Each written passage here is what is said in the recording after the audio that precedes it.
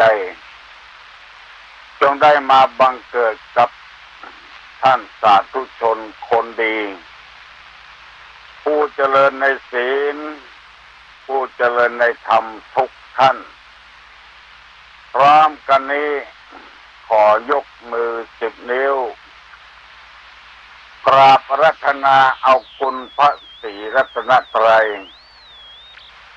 คุณบิดามารดาผู้ให้กำเนิดคุณครูบาอาจารย์ผู้ประสิทธิ์ประสาทวิชาความรู้คุณงามความดีที่ท่านทั้งหลายได้บำเพ็ญมาในอดีตและกำลังจะทำในเวลานี้ตลอดถึงเสื้อวัดเสื้อวาเสื้อบ้านเสื้อเมืองพระสยามเทวาธิราชสิ่งศักดิ์สิทธิ์ทั้งหลายอันมีพระบรมธาตุเจ้าโดยสุเทพและครูบาเจ้าศรีวิจัยนักบุญแห่งล้านนาไทยเป็นต้นโปรดได้ดลบันดาลท่านสาธุชนผู้ฟังทั้งหลายทั้งพระเจ้าพระสงฆ์ได้มีความสุขกายสุขใจเหมือนกันทุกคนทุกท่านและก่อนที่จะได้ดำเนินรายการต่อไปนี้ขอเชิญชวนท่านสาธุชนทั้งหลายได้ไหว้พระเพื่อนึกเกิดความเป็นสิริมงคลความม่วนใจสุขใจเกิดขึ้นกับท่านทั้งหลายว่าพร้อมกันเนอะพนมมือขึ้นอารังหังสัมมาสัมพุทโธภควาพุทธังภวันตังอภิวาเทมิกราบสวากขาโตภควตาธัมโมธัมมังนัมมัสสามิกราบสุปฏิปันโนภควโตสาวกสังโฆสังฆังนะมามิกราบท่านธัมมัยังพุทธัสสะภควโตบุพพาภคณะมะกะลังกะโลมะเสนะโมตัสสะภะคะวะโตอะระหะโตสัมมาสัมพุทธัสสะนะโมตัสสะภะคะวะโตอะระหะโตสัมมาสัมพุทธัสสะนะโมตัสสะภะคะวะโตอะระหะโตสัมมาสัมพุทธัสสะพุทธังสรณังกัจฉามิธัมมังสรณังกัจฉามิสังฆังสรณังกัจฉามิตุติยัมปิพุทธังสรณังกัจฉามิ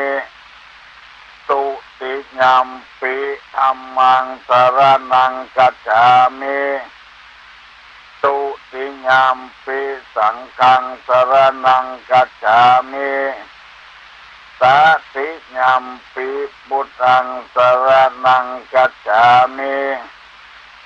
ตติยัมปิธัมมังสรณังกัจฉามิตติยัมปิสังฆังสรณังกัจฉามิอิติปิโสภะคะวังอะระหังสัมมาสัมพุทโธวิชชาจารณะสัมปันโนสุขโตโลกาวิทูอนุตตโลปุริสธรรมสารติสตาเทวมนุษสานังพุทโธภควาติสวากขาโตภควตาธัมโมสันติติโกอะกาลิโกเอเนปัสสิโกโอปนะยิโกปัจจัตตังเวทิตโพวินโยหิติสุปฏิปันโนภควโตสาวกสังโฆอุจุปฏิปันโนภควโตสาวกสังโฆญาญาปฏิปันโนภควโตส สาวกสังโฆสามิจิปฏิปันโนภะคะวะโตสาวกสังโฆญาติตังจัตตาลิปุริสายุคานิอัตถาปุริสาบุคลาเอสะภะคะวะโตสาวกสังโฆอาหุไนโยปาหุไนโยภักขิไนโยอันตริจาระนิโยอนุตตะลังปุญญเกตังโลกัสสาติกราบหนึ่งกราบสองกราบสามมาแล้วเนิ่งเสียงก้องเสียงก้องเสียงมองต่ำเข้าเสียงทุเจ้าเทศนาธรรมมาแถมแล้วเนอะมาแถมแล้วมาทุกวันบ่มีการปิดวันพระวันศีลวันเสาร์วันอาทิตย์ออกอากาศที่สถานีวิทยุพระพุทธศาสนา FM นับว่าเป็นโชคเป็นบุญของเราที่ได้มีโอกาสได้ฟังธรรมเมื่อพระพุทธเจ้าเจ้าชายสิทธัตถะเกิดใหม่ดาบทเขาเยี่ยมพอหันพระพุทธเจ้าแล้วให้หัวมดแล้วก็ร้องไห้พระเจ้าสุโธทนะถามว่าฤาษีท่านดาบทเชื่อใดเป็นจีพระพุทธเจ้าหรือว่าดาบทคนนั้นตอบว่าไม่ใครหัวเพราะดีใจมาหันผลบุญเกิดขึ้นในโลกที่ร้องไห้เสียใจเพราะจะมาได้ฟังธรรมคำสอนแล้วจึงเสียใจร้องไห้อันนี้เป็นดาบทอยู่ในป่าเพราะว่าตัวเองแก่แล้วจะมาได้ยินต่อไปเอาทั้งหลายบัดจำเป็นจะต้องต่อดาบทต่อพระฤาษีถึงแม้นว่าคำสอนนี้บัดใจพระพุทธเจ้าเทศแต่สาวกของพระพุทธเจ้านำเอามาเทศสอนนะว่าเป็นคำสอนของพระพุทธเจ้าพระพุทธศาสนาโดยตรงขนาดพระฤาษีร้องไห้บ่ใครได้ยินว่าจะบ่ได้ยินแต่ธรรมะมาถึงบ้านถึงจองเอาแล้วถึงพี่ถึงน้องทั้งหลายเอาแล้วนับว่าเป็นบุญเป็นวาสนาเป็นโชคของเอาที่บรรพบุรุษ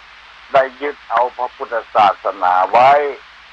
มาเป็นสรณะเป็นที่เพิ่งเป็นข้อปฏิบัติภายในชีวิตของเราเพื่อมีความสุขบานหวานใจ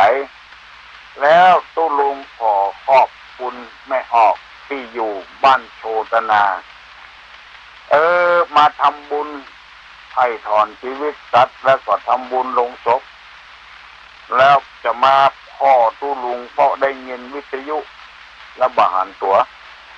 มาได้หันสักกรรมเพราะว่ามีธุระทางนอกออกไปคิดทางนอกไม่ออกที่ว่านี้คือคุณยายวันดีอุดมชัยหมู่บ้านโชตนาเอาเงินฝากตุเจ้าไว้100 บาทตุลุงเป็นก้ายุกก้ายาขอบุญปกปักรักษาเน้อแม่ยายเน้ออยู่ดีมีสุขแล้วภัยต่างๆที่เอาเงินบริจาคถ้าโดนตีพื้นเมืองตุลุงก็ได้รับไปแล้วขอขอบคุณมาที่นี้ตัวฮัลโหลครับตุลุงว่าจะเป็นเรื่องของเราข้อมูลมันมันเก่งเลยครับบัดเดี๋ยวนี้คนเฮาเป็นยังไงก่อนเป็นเชื่อใดก่อนแม่นเนาะเอาสดายแต่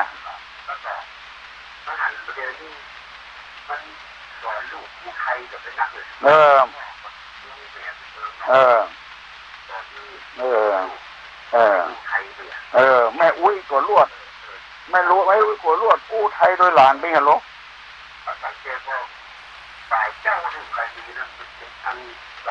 ฆ่าไปอ่ะ โอ้เสียดายเนาะเออเออพ่ออุ้ยแม่อุ้ยก็ห้องเป็นยายจ้ะเป็นปู่เป็นตาไปเห็นละโอ้เสียดายเขาว่านะเออเออโอ้มีนักเลยโอ้เมืองมาได้นะเออเออเออเออ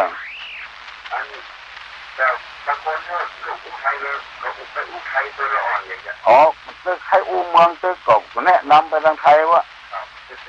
แต่เตื้อไม่อุ้ยนะยายนี่ใช่ไหมไม่ใช่ไม่ใช่อู้ไทยก็ไม่ได้ถูกยินดีเนอะโอ้โหคนเอาอยู่แล้วกันอู้กันด่งทรงกันปอเป็นคนเจ๊ะตัวลุงยินดียินบานตัวเฮาเสนอแนะให้กันนะไอ้ปัวมันอย่างกำไทยนะโอ้ง่ายนี่จะตายแต่ว่าของมันชัดถ้อยชัดคำกันนะ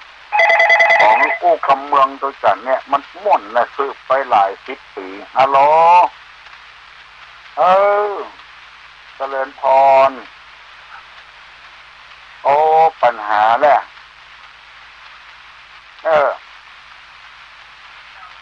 เป็นพระเจ้าเออ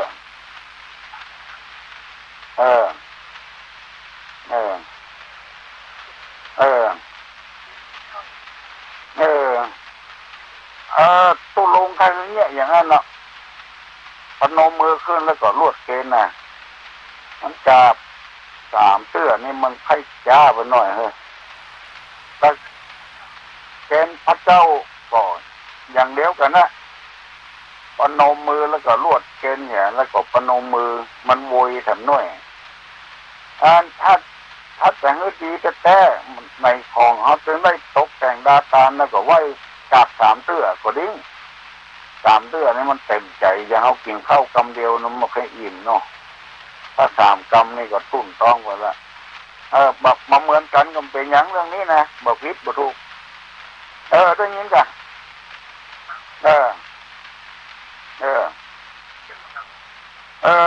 ไข่เตียนน่ะส่วนมากจะใส่2 เล่มนะเตียนเล่มเดียวเอาถึงมงคลถึงนะว่ามงคลน่ะที่ใส่สวยนะบอกเป็นอย่างไปกี่เล่มก็ได้เป็นอย่างบอกมาจำกัดเขาสุดแล้วแต่ความคิดทันของไปของมันอันนี้มันบอกผิดบอกถูกอย่างที่ยังแต่ว่ามันประเพณีของเขานะเพิ่นจึงมีเขาตอกดอกไม้ไปตัวไปตานสังฆทานก็ให้มีดอกไปตัวดอกบัวก็ดอกอย่างก็ดอกดำบ้านดำจองมันดอกผู้สนดอกอย่างใส่ไปเถอะพระเจ้าพูดว่าน้อมนำมายังตุปปะบุผามมาลาดวงดอกเขาตอกดอกไม้ถ้ามันมีเขามันมีเขาตอกดอกไม้มันเป็นจ้างว่าจะได้เจริญพรดีอกดีใจถามอย่างเงี้ยถามสร้างสรรค์นะถามสร้างสรรค์ให้คนที่บอกงูได้หูตัวฮัลโหลถามปัญหาครับถามบางคนเป็นการทำการเข้าต่อที่ที่เจ้าว่าจะพาพอดีประหยัดน้ำโดยสักปีพอดีอยากน้ำยาวในถูกกระทำขัดฟังอันยะถานั้นถูกยะถาวริวหานั่นนะยะถานะพอตุเจ้าตั้งยะถาก็ญาติน้ำถูกบางคนเพิ่นก็ยุดไว้แถมถ้าตาเนื้อไผ่ก็ญาติน้ำต่อนั้นแถมตอนต้นในยะถาวริวหานี่ญาติตัวเก่าแม่ธรณีเจ้าที่เป็นสักขีพยานในการทำบุญแล้วตอนที่เป็นอุทิศไปหาคนตายนะก็ญาติไปให้คนตายทำกรรมมันจะได้แน่นอกแน่นใจเรื่องอย่างนี้มันเกี่ยวกับจิตกับใจบุญถ้าเอาเนี่ยอย่างมันเต็มใจแล้วมันบุญเกิดขึ้นเต็มที่เต็มทาง การที่ทุกเจ้าปั่นปอนนะมันเต็มใจได้บุญเต็มที่ฮัลโหลครับครับยินดีครับวันเทโวโลหณะเป็นวันที่พระพุทธเจ้าได้ไปโปรดพระมารดาแสดงธรรมแก่พระมารดาแล้ววันออกพรรษานั้นชื่อว่าวันเทโวโลหณะวันที่พระพุทธเจ้าเปิดโลกเสด็จลงมาจากสวรรค์แล้วลงมาพุทธบริษัททั้งหลายหันว่าพระพุทธเจ้ามาปากันทำบุญตักบาตรวันออกพรรษาวันเทโวโลหณะขอรวดตอบเยอะให้คนอื่นตอบมันจ้าเพราะคนฟังมีนักมีหนาวันที่12 เดือนสิงหาคมเป็นวันแม่เนอะที่วัดสุพรรณารามนี่มีพุทธบริษัทอุบาสกอุบาสิกามาขอใจสถานที่วัดสุพรรณารามเป็นที่ฟังเทศวันเสาร์ที่2ของเดือนทุกเดือนบอกว่ากลางพรรษาบอกว่าหน้าแล้งแล้วจะได้นิมนต์ทุกเจ้าที่เทศเก่งๆมาเทศให้พอออกไม่ออกฟังแล้วตังอำเภอแม่ริมได้ช่วยเหลือกันนั่นก็คือขอเชิญชวนพุทธบริษัทแม่ดีเด่นมารับรางวัลเอาจะยกย่องมาเดี๋ยวนี้ได้เชิญไปแล้วถึงหมดกันมี90 กว่าหมู่บ้านจะเชิญแม่ดีเด่นที่เลี้ยงลูกดีแล้วก็ช่วยพี่น้องศิษย์ชาวบ้านบ่มีประวัติร้ายแรงมาเล่นการพนันมากินเหล้าเมายาเป็นแม่ที่ดีอย่างที่อาจารย์ประดิษฐ์ได้เล่าให้ฟังเมื่อตะวานะแม่ที่ดีได้ประกอบด้วยเงิน3 น้ำ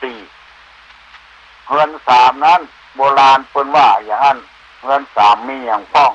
1เงินอยู่2เงินเตาไฟ3เรือนผมไม่ยิงคนใดมีพร้อมอย่างนี้แล้วชื่อว่าไม่ยิงดีละเงินที่เอาอยู่ก็สะอาดสะอ้านปัดกวาดหม้อน้ำไอ้ยังย้อยเป็นที่เป็นตังบ่เหี้ยหายยาหยาดพอแล้วมันม่วนหูม่วนตาแม่บ้านจะต้องปฏิบัติปัดโผผ้าของผัวไว้ติ้งผ้าของเมียไว้ติ้งตามกลางล่างกลางควงก็สะอาดสะอ้านมีปลูกต้นไม้รดน้ำต้นไม้อันนี้ห้องว่าเงินอยู่เงินเตาไฟก็เรียบร้อยหมดมีกูอย่างหม้อให้กะไหลปากบ่ต้องไปกู้ไปยืมของไผเข้าวิทย์แรงแกงวิทย์หม้อบ่ต้องไปยืมของไผสะอาดสะอ้านบัดแจ้ถ้วยวละไว้เมื่อใดก็บ่ล้างซักเสื้อบัดแจ้ผ้าละไว้เมื่อใดก็บ่ซักเสื้ออันนี้เรียกว่าเงินเตาไฟเงินผมสระผมสะอาดสะอ้านหวีผมเพื่อมันเหมาะกับใบหน้าใบตาไม่ใช่ตัดอย่างกดใจเงินผมงามนี่ไปพอเจ้าพอนายเปิ่นฝ่ายมันงอนนั่นเรียกว่าเงินผมมันมีกลิ่นเหม็นเงินอยู่เงินไฟเงินผมน้ำ4นี่คือน้ำกินน้ำใจน้ำการถึง4อย่างนี้ครบบริบูรณ์หมดขอเชิญชวนพวกออกไม่ออกโยมทั้งหลายวันใดวันพระวันศีล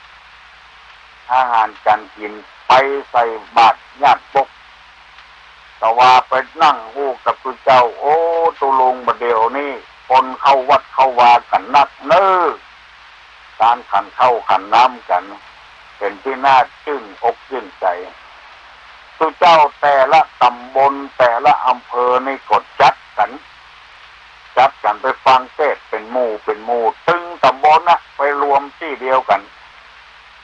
อันใดบ่มีที่มันดีๆอันใดมันบ่มีเขาซ้อหาเขาใส่กันพร้อมหน้าพร้อมตากันในวิหารก็ได้ในศาลาก็ได้ สุดแล้วแต่ที่เราจะทำกันวันนี้นี่พอออกไม่ออกหายไปไหนหมดเนาะเมาฟังตุลุงอู้กับว่าจะได้บ่ฮู้มันไอ้ขยัดไปคนที่อู้เหมือนก็โดนแซวการตอบปัญหาก็โดนแซวกันบ่เบ้อตุลุงจะได้นำมาเสนอถึงวันใครบ่เข้าใจยังโทรมาเนอะ0531210058ฮัลโหลตามเสื้อแล้วเนอะในบ้านก็ดีเวลาสุดใจทำบุญตั้งต้นบูชาเนี่ยควรจะตั้งทั้งกายทั้งวาจาก่อนเสียที่บายครับถ้าอันนี้ส่วนมากเป็นอย่างเงี้ยในสถานที่ต่างๆตั้งใดก็ได้ที่มันสะดวกนะซ้ายก็ได้ขวาก็ได้ในวัดในวิหารก็ตั้งได้สุดแล้วแต่ความสะดวกบ่มีผิดบ่มีถูกอ๋อ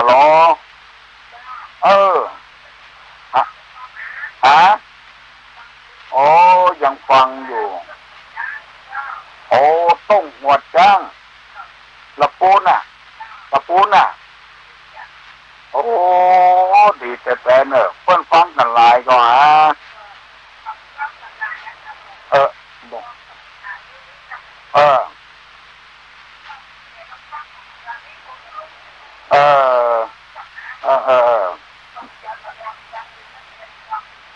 นักเรียนก็ฟังแหละโอ้ดีแต่เนอะสาวบุญรักษาเนอะเอามันบ่มีเงื่อนมีนำอย่างโอ้มาทีละฮัลโหล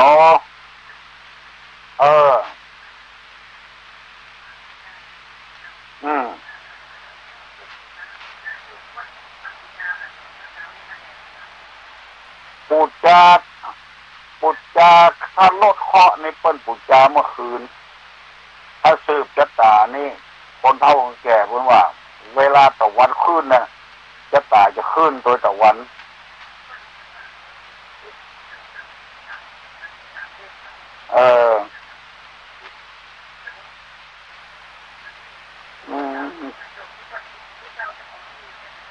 ไฟนี่มันกำจัดความมืดอะเอามาค่ำก็ดีได้ถึงหมดปูจาตัวกันนั่นน่ะวันเดือนปีเกิดปูจาติดตาเล่มรถเคาะเล่มเนาะแล้วก็อย่างก็ปูจาฮับโจกเนาะปูจาฮับโจกเล่ม3 เล่มไว้มันแรงนะเอาสบายว่าเอาสบายว่ากินข้าวกินน้ำอาบน้ำอาบผ้ากินข้าวกินน้ำแล้วก่อนจุดกันเนาะจุดเอาอธิษฐานนี่เอากำเมืองเขานี่ก็ได้ที่เขาจะอธิษฐานนะขอเคาะไปก็โรคก็ไปหายไปเงี้ยเนอเอากำเมืองเขาเนี่ยไม่ต้องกำมาเลียมันง่ายดีแล้วก็กำหมดนี้มันถึงบ้านไผ่บ้านมันเนาะพอดี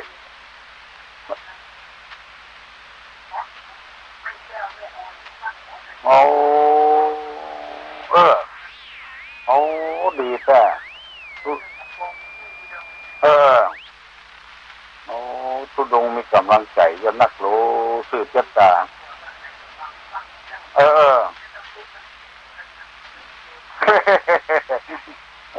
ฟังของเพื่อนนะเนาะโอ้ยินดีนะโยมเนอะบุญรักษาครับอายุมั่นยืนยาวให้มาก้าวขึ้นมีโชคมีลาภ0531210058ฮัลโหลโอ้เจริญพรแหละ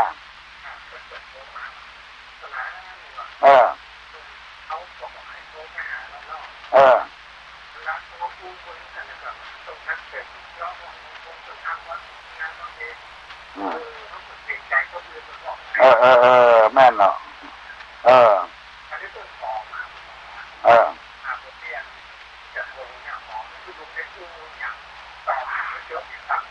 เออเพิ่งว่าจะอ่านกันเนาะคือได้จังหวะอ่ะเนาะเอออืม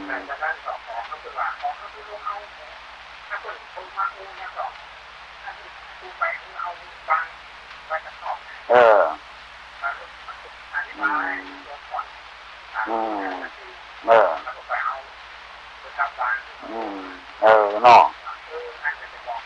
เออใจฮ้อนเนาะคนไทยนี่ใจฮ้อนอืมอืมเออเออเนาะเออเออเออเออเออแม่เนาะ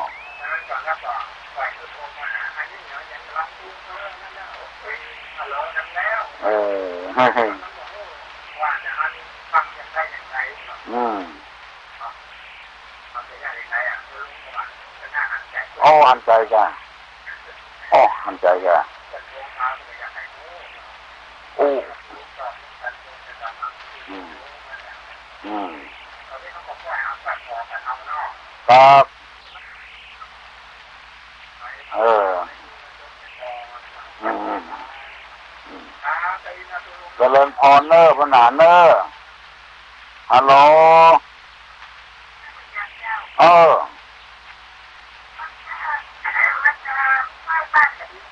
ฮะถ้าวันตาหลวงนะเพราะว่าที่เฮาจะสุมาวันตานี่คือสุมาลูกมันมีเจติยังสัพพังสัพพตาในสุปฏิวิสามีหันหมดอ่ะ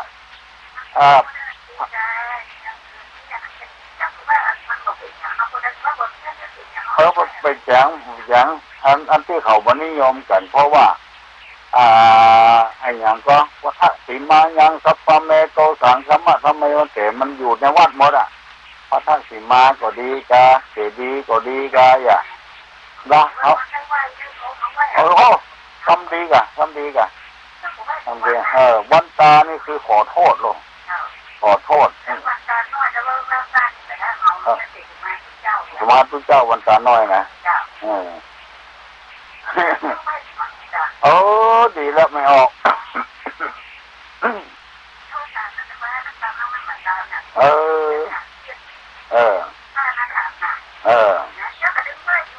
เออไว้เถอะมันที่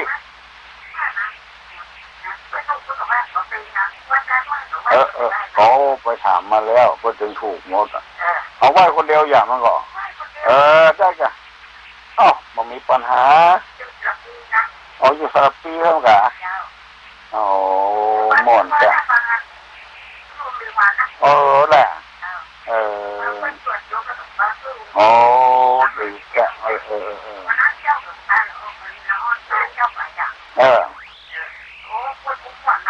อ้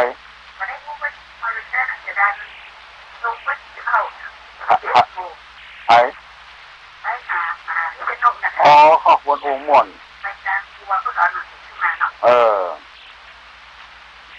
ดีอ่ะองค์มนตัวเจ้าประเดียวนะมาถ้ากลัวสวกละมีบางตนยังเอาอยู่มันตัวเจ้าแก่ละเปิ้นบากจะไปโคดเขาสอนเปิ้นโลภะโทสะโมหะสอนเปิ้นแล้วตัวที่โคดไปได้ยังไงไปได้ยังไงสบายดีไม่ออกตอนมีคนสืบกระตาตุลุงเจ้า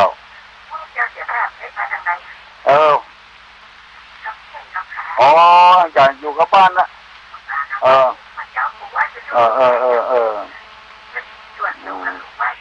วันศีลวันธรรมนุ่งขาวห่มขาวเนี่ยลูกหลานจะได้เคารพนับถือจนนักอ่ะบอกว่าศีลหน้าแรงศีลกลางภาษาปฏิบัติทำเถอะอนุนักนะไปไหนมาได้แล้วหรอกแต่ก่อนไปละกล้วยบ้านกล้วยเมือง ย่างเนี่ยพ่อ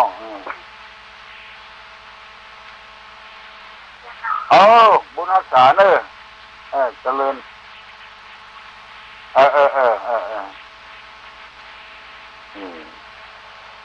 ไม่เถอะว่าเถอะบบพิษอย่างกันฝ่ายนั้นเลย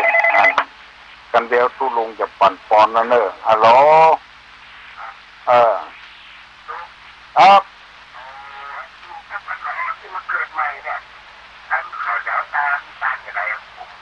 เอาไปถวายพระทุเจ้าว่าของเป็นลูกของพระพุทธพระธรรมพระสงฆ์เนอะ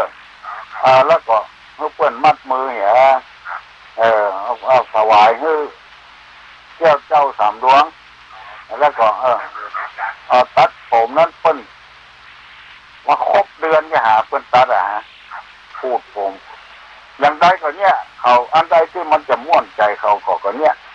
แล้วเสื้อได้เป็นหูกี่เดือนเขาก็มาตัดผมที่วัดก็มีเอามันเป็นจะได้ให้มันตัดเลี้ยงง่ายเนาะเกินวันเสาร์ก็วันอย่างหลอ่อนเกินไม่ส่วนมากที่ตู้ลุงจังมัดมือนะหลอ่อนเกิดวันเสาร์วันเสาร์มันแหงถ้าเป็นลูกคนเก่าทำแหงคนจีนนี่ถือขนาดหลอ่อนฮะ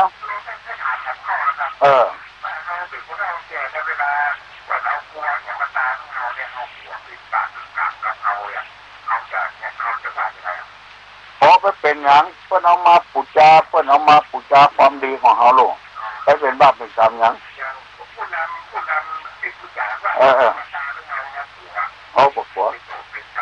บอกเป็นอย่างเอาใส่เนี่ยกำมังวจีกำมังมโนกำมังเนี่ยกันตัวว่ากำมังน่ะกันจะเป็นโทษเป็นกรรมเนี่ยเนอะเนี่ยนี่สิเจริญพรแต่ถ้ากลัวเป็นบาปเป็นกรรมอย่างเนอะตุลุมาได้จะได้ปั่นปอนฮัลโหลยกมือไหว้เนอะตุลุงจะปั่นปอนนะสัพพิติโยวิวัตจันตุสัพพะโลกโควินาศโตมาเตภวะตวนตะลาโยสุขีติคาโยโกภวะอภิวาทนะสีริสนิจังมุตตาปจายโนจัตตาโลธรรมาวัฏันติอายุวันโนสุขังปลัง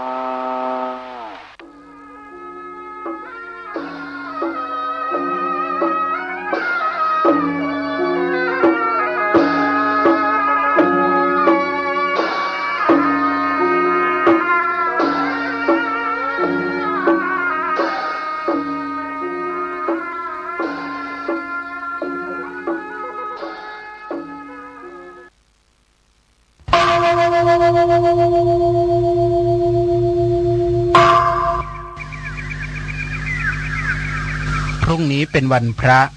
ขอเชิญลดละอบายมุขทำจิตใจให้สงบสะอาดปราศจากสิ่งเศร้าหมองทั้งปวงเข้าวัดฟังธรรมแล้วไหว้พระสวดมนต์ตามสมควร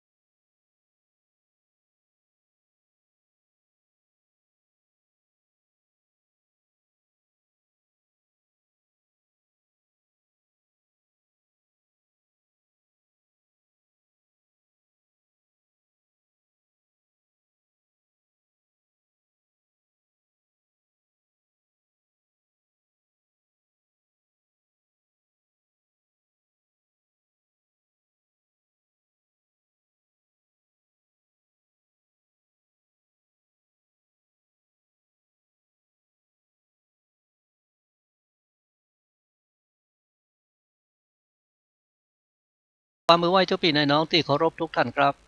สาระธรรมกำเมืองครับปิกมาปะกับเจ้าพี่นายน้องเฮาแล้วนะครับ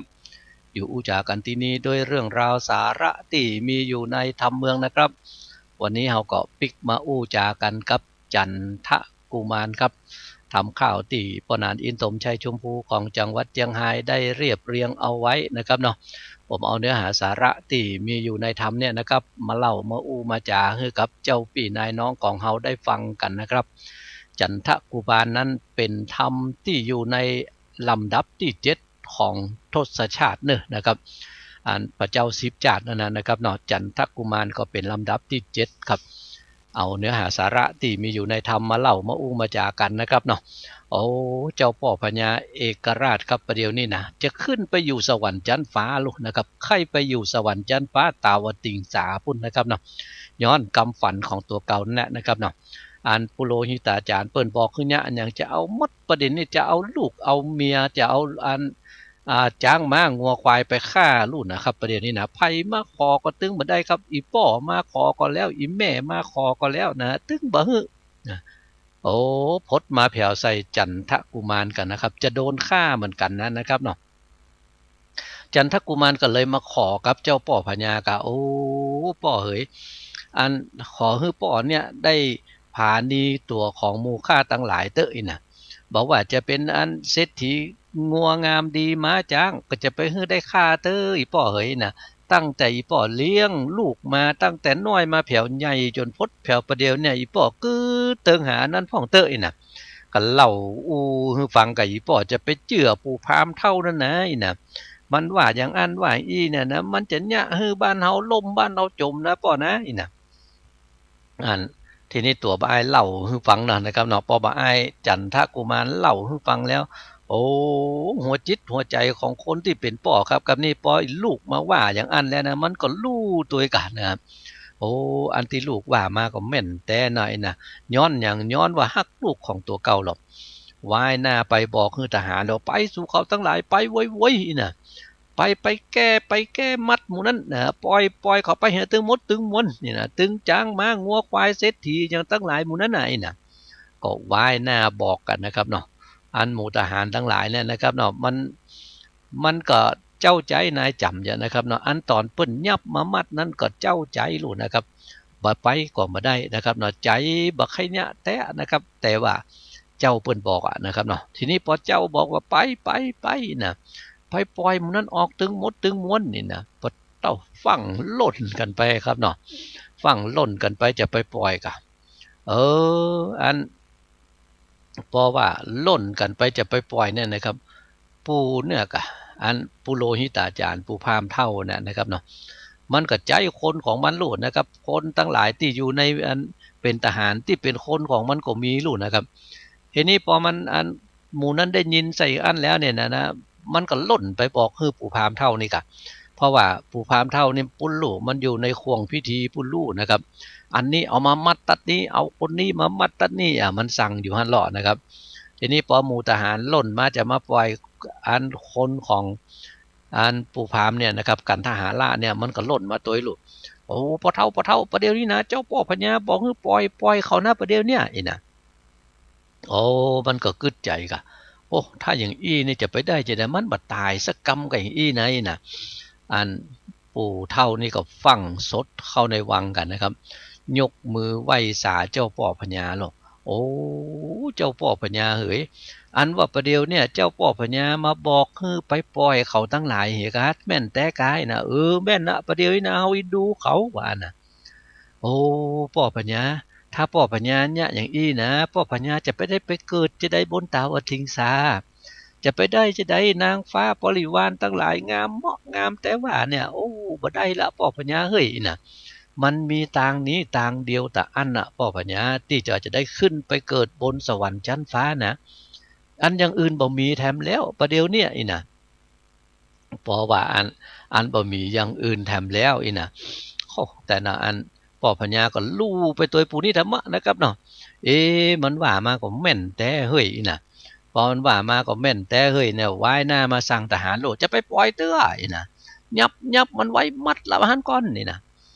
ทหารหมู่นี้ล่นไปตัวธรรมการนะครับเนาะล่นไปหาหมู่นั้นกำลังจะ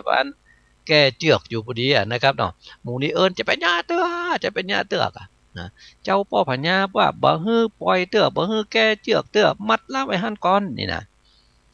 ก็ผู้เฒ่าก็ปิกมาอยู่พอกันนะครับเนาะเกียมอันนั้นเกียมอันนี้จีหั่นจีนี่ทั้งหลายไปรู้นะครับเนาะเอาเจ้าป่อพญานะครับเนาะเนี่ยใดนะครับเหมือนคนนั่งอยู่ทางกลางรู้นะครับใครไปอยู่สวรรค์ก็ใครไปอยู่สวรรค์นะครับเนาะฮักลูกก็ฮักลูกนะครับทีนี้อัน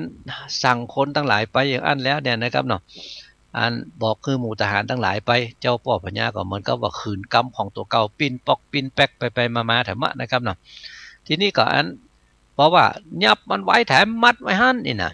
จันทกุมารก็ยกมือไหว้สายป่อของตัวเก่าทำกับพ่อเฮ้ยขออีป่อกึดก่อยเตอะเมื่อลูกนี่ยังอ่อนน้อยไปหูถ้อยกำคนพ่อฮักตนลูกเต้าจุข้ามเจ้าลุมดามีสีเนหาไฟเอื้อใจก็เกื้อแปลงปันสืบคืนวันจะใจถึงขึ้นใหญ่ทีค่ะสันใดจาพ่อเจ้ามาจังลูกเต้าปลายหลังสั่งบ่จังเมื่อก่อนยามเมื่อลูกน้อยอ่อนยังแดงสั่งบ่แตงฟันฟาดให้ชีวิตขาดตายไปเป็นสันใดพ่อเจ้ามาจังลูกเต้าปลายหลังเต้ากึดหวังจะฆ่าให้ความหน้าเมื่อมอนว่าอันน่ะบอกคือป่อฟังเนาะถ้าอีป่อจังลูกตั้งหลายนะอีป่อยังบักฆ่าให้มันตายเมื่อตอนน้อยๆผู้เหี่ยมันใดเลี้ยงมันเนี่ยอย่างจนปนใหญ่ป่านนี้ใหญ่มาป่านนี้อีป่อยังจะมาฆ่าแถมกะโอ้ป่อเอ๋ยป่อจะไปเชื่อกรรมปู่เท่านั่นก้าอีน่ะปู่เท่าก็อันน่ะกับปู่อันปุโรหิตาจารย์นั่นนะอีป่อจะไปเชื่อฟังกรรมมันนั้นอย่างปล้ำปเหลืออีน่ะถ้าว่ามันเป็นแต่นะอีป่อนะอีน่ะมันว่าแต่นะมันเนี่ยมาเอาลูกเอาเมียมันมามัดท่านนะมัดท่านแล้วก็ฆ่าลูกฆ่าเมียจ้างม้างัวควายมันเห็นแล้วมันจะได้ขึ้นไปเกิดบนสวรรค์ถ้ามันเป็นอย่างอี้แต่นะอีป่อนะอีป่อก็แย่ก็แล้วกันเตอะอีนะถ้าได้เนี่ยอันเฮายังบ่ฮู้บ่หันลุยป่อมันว่าไปเรื่อยกะนี่หายนะอันนี้จันทกุมารก็บอกคือป่อของตัวเก่าเนาะนะครับทีนี้อันเจ้าป่อพญากับตอนนี้มันกล้าลู่ไปตัวอันปู่พามนี่โหนะครับเนาะพอมันกล้าลู่ไปตัวปู่พามเนี่ยนะครับตอนนี้ก็ดักจื้อกื้อกันนะครับดักจื้อกื้อบอกว่าจะได้สักอย่างจันทกุมารจะมาจะได้ก็แล้วนะโอ้อีป่อถ้าลูกทั้งหลายตายกันไปแล้วไผจะมาสืบเชื้อชาติวงใหญ่ของวงตระกูลเฮาอ่ะปันอีป่อก็บ่มีลูกกะเท่ามาแล้วไผจะมาพ่อไผจะมาก้อยแถมอีป่อก็เหลืออยู่ตัวคนเดียวน่ะก้าอีน่ะบอกคือป่อของตัวเก่าเนาะนะครับอันป่อของตัวเก่านั่งฟังไปตัวครับนะเจ้าป่อปัญญาเอกราชนี่นะแต่นั่นนะครับเนาะใจก็ค่อยขึ้นสวรรค์ใจก็ฮักลูกนะโอ้พอมันอันนี้มาเหลือแก่แล้วเนี่ยนะครับเนาะบอกฮู้จะว่าจะได้สักอย่างเหมือนกันนั้นนะครับเนาะอันตัวของบาอ้ายจันทกุมารว่าไปฮือมดฮือเสียงละนะครับเจ้าป่อพญานะครับแต่หน่อยนะลูกที่ลูกว่ามานี่มันก็แม่นแต่ไหนนะตามอันนั้นไหนนะพอที่ลูกว่ามาแม่นตามอันนั้นไหนนะวายหน้ามาสั่งทหารนะไปปล่อยนะไปแก้เจือกมัดเขาออกมาแถมอีนะมูนั้นก็หล่นไปกันนะครับจะไปมัดจะไปอันแก้เจือกลูนะครับพอหมู่นี้จะไปแก้เจือกแต่อันนั้นนะครับหล่นไปเพียปูนั้นมาแถมแล้วนะครับการทหารละสดมาแถมมะนะครับเนาะโอ้เจ้าป่อปัญญาหูว่าเจ้าป่อปัญญาฮืออันแก้เจือกปล่อยเขาไปทำละกายนะแม่นนะประเดี๋ยวนี้นะนะปูนี่ก็เอาแถมกันประเดี๋ยวเนี่ยเขาเคี่ยมคั่วเคี่ยมของละไว้หมดแล้วนะเจ้าป่อปัญญานะค้างอยู่น้อยเดียวแต่อันนะค้างก็เอามีดตัดคอเขาอย่างเดียวแต่อันไหนนะถ้าว่ามูนี่ตายไปแล้วนี่นะโอ้เจ้าป่อปัญญาตายจึงได้ไปเกิดปุ้นตาวติงสาบนสวรรค์จันฟ้าจะไปปล่อยอย่างแต่หมอมบัเจ้าของน้อยๆนะครัวของเนี่ยข้าก็เกียมไว้หมดแล้วนะประเดี๋ยวนี้นะเอาทำแล้วนะครับเนาะปู่นี่มาเป่าทำแล้วนะครับเนาะโอ้การจะได้ขึ้นไปเกิดบนสวรรค์ชั้นฟ้านี่นะมันจะต้องตานให้กับอันตัวของเจ้าฟ้าเพราะจะอันเดียวครัวของตึงมดตึงมวลหมู่เนี่ยฆ่าปู่จาฮื้อเปิ้นเตอเนยนะเขาพออันนี้มาไหว้อันทำอันนี้ก็ลู่ไปตัวธรรมะนะครับเนาะแต่หน่อยนะมันก็ว่ามามันก็แม่นแต่นะปู่เท่านี่มันเคยเคยจ่ามาแล้วมันก็เป็นอย่างอันแต่อีนะต่อนะครับเนาะอันพอว่าไม่อันแล้วทีนี้วายหน้ามาหาทหารแถบละนะครับเนาะไปสู่เขาตั้งหลายมัดมันไว้เหมือนเก้าอีก มัดมันไว้เหมือนเก่าแถมมะนะครับเนาะนั่งอยู่ตรงกลางเลยนะครับทางซ้ายว่าอย่างทางขวาว่าอย่าง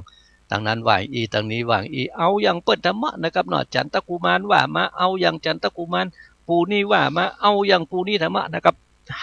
ปินปอกปินแปลกแตะนะครับเจ้าป่อปัญญาประเด็นนี้นะครับเนาะคนนั่งอยู่ตรงกลางดูนะครับเนาะพอบอกว่าไปมัดมันไว้นะพอมัดมันไว้เนี่ยนะครับปดกรรมนี้เอาทำละนะครับเนาะอันจันทกุมารจะว่าจะได้ก่อนแล้วบอกจะได้ก่อนแล้วก็แปลงหน้าสื่ออยู่บ่ได้อันนั้นนะครับเนาะถึงบ่เอาบ่อย่างสักอย่างละนะครับประเดี๋ยวนี้ฮ้อนไปเผี่ยวไผ่แต่มันนะครับเนาะฮ้อนไปเผี่ยวพุ่นกันนะครับอันเสลาลูกลาพุ่นกันนะครับเนาะเจ้าป่อพญาครับกับเมียคนเก่าคือโคตมีเนี่ยนะครับเนาะเพิ่นมีลูกอยู่3คนลูกนะครับจันทกุมารสุริยกุมารกับเสลานี่นะครับเนาะปุ่นนะครับสุริยกุมารโดนไปมัดปุ่นแล้วนะครับเนาะไปไหนไม่ได้ละเรือเสลากะนะครับเนาะเสลาก็เข้ามาหาเจ้าป่อพญากะโอ้อีป่อเฮ้ยนะอีป่อจะไปฆ่าอันปีอ้ายตึง2เนี่ยตึง3ตึง4คนนี่นะโอ้อีป่อเฮ้ยคือเติงหาพ่องเตอะอีนะคือเติงหายอันเมื่อก่อนเมื่อหลังพ่องกาป่อเฮ้ยนะเข้าไปหวันแข่งหวันขากอดแข่งอีป่อลุนนะครับให้ห้องอยู่อันนั้นนะครับเนาะให้ห้องว่าไปอีป่อก็ดักจื้อกือบอกว่าจะได้สักอย่างอะไรนะครับเนาะคือการดักจื้อกือนี่นะของอีป่อนี่นะก็คือว่าบ่ฮือบ่จื้อบ่อย่างสักอย่างนะครับเนาะแปลงหน้าซื่อตาใสอยู่อย่างนั้น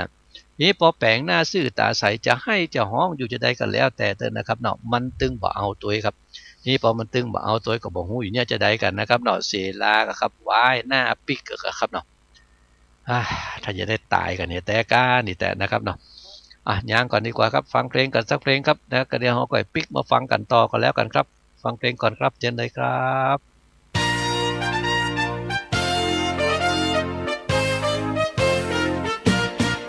สวัสดีครับผมมารับใช้คุณอยู่รายการสาระน่ารู้กลับมาอยู่กับคุณอีกครั้ง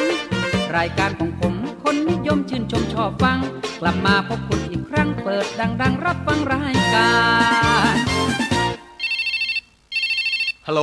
สวัสดีครับรายการทำหลายๆสถานีด้วยกัน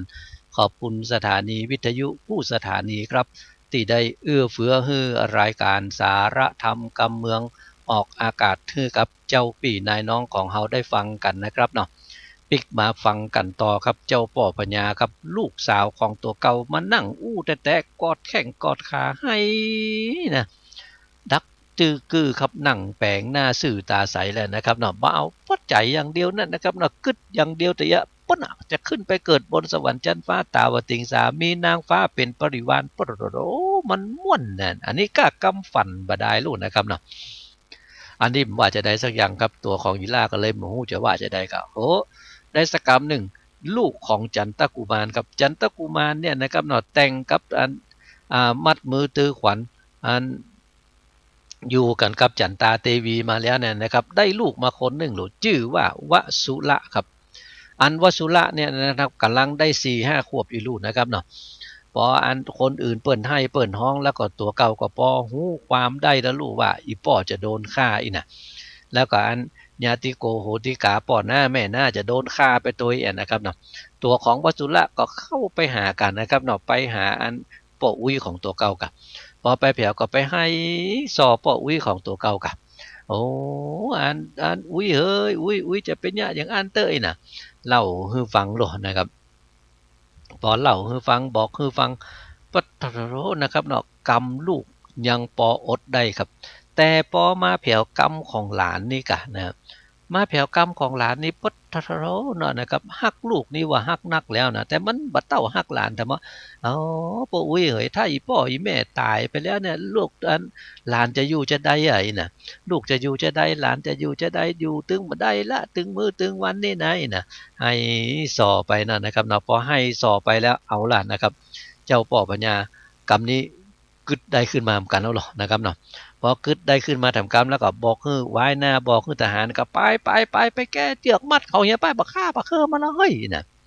บ่อยู่ละบนสวรรค์ชั้นฟ้าเอาคนมาตายอีปลำปเรือบ่เอาละไปน่ะสั่งทหารไปแล้วกันนะครับสั่งทหารไปกันทหารละมาแถมแล้วนะครับพอหูนะพ พอหูก็พดเข้ามาทำละกันนะครับเนาะไหวสาเจ้าพ่อพญาทำนะลูกโอ้เจ้าพ่อพญาอย่างไม่อีปล้ำปะเลืออู้ปินปอกปินแป๊กนี่กำเดียวจะมัดกำเดียวจะปล่อยมันเป็นจะได้น่ะอันข้าได้เกียมครัวเกียมของเอาไว้ได้70,000แล้วอ่ะเนี่ยก็ที่เนี่ยมาตึงมดตึงมวลเนี่ยบัจเจเนี่ยฮือตัวข้านะเนี่ยฮือพ่อพญานะเนี่ยเกียมไม่ฮือตึงมดแล้วอ่ะถ้าแปลงเลี้ยงอีได้ตึงมดตึงเสี่ยงแล้วเนี่ยจะได้ขึ้นไปเกิดบนสวรรค์ชั้นฟ้าลูกโอ้เนี่ยอย่างอีได้จะได้เป็นเจ้าพ่อพญาอู้ปิกอู้ปอกอย่างอีนี่จะไปเป็นคนอันเป็นพญาได้จะได้อ่ะไอ้นะบอกคือเจ้าพ่อพญาฟังหลอดนะครับพระเจ้าพ่อพญาพอได้ยินกรรมของการทหารละมาใส่อีแถมเอาแถมแล้วนะครับเนาะแต่เนาะมันก็แม่นนะไอ้นะเฮาเป็นเจ้าฟ้าเจ้าแผ่นดินมาบลิกปิกปอกใส่อีแถมนี่โอ้บ่ได้ละแล้วก็บ่ได้ขึ้นไปเกิดบนสวรรค์ชั้นฟ้าแถมโอ้บ่ไหวเฮ้ยน่ะบ่เอาทหารไป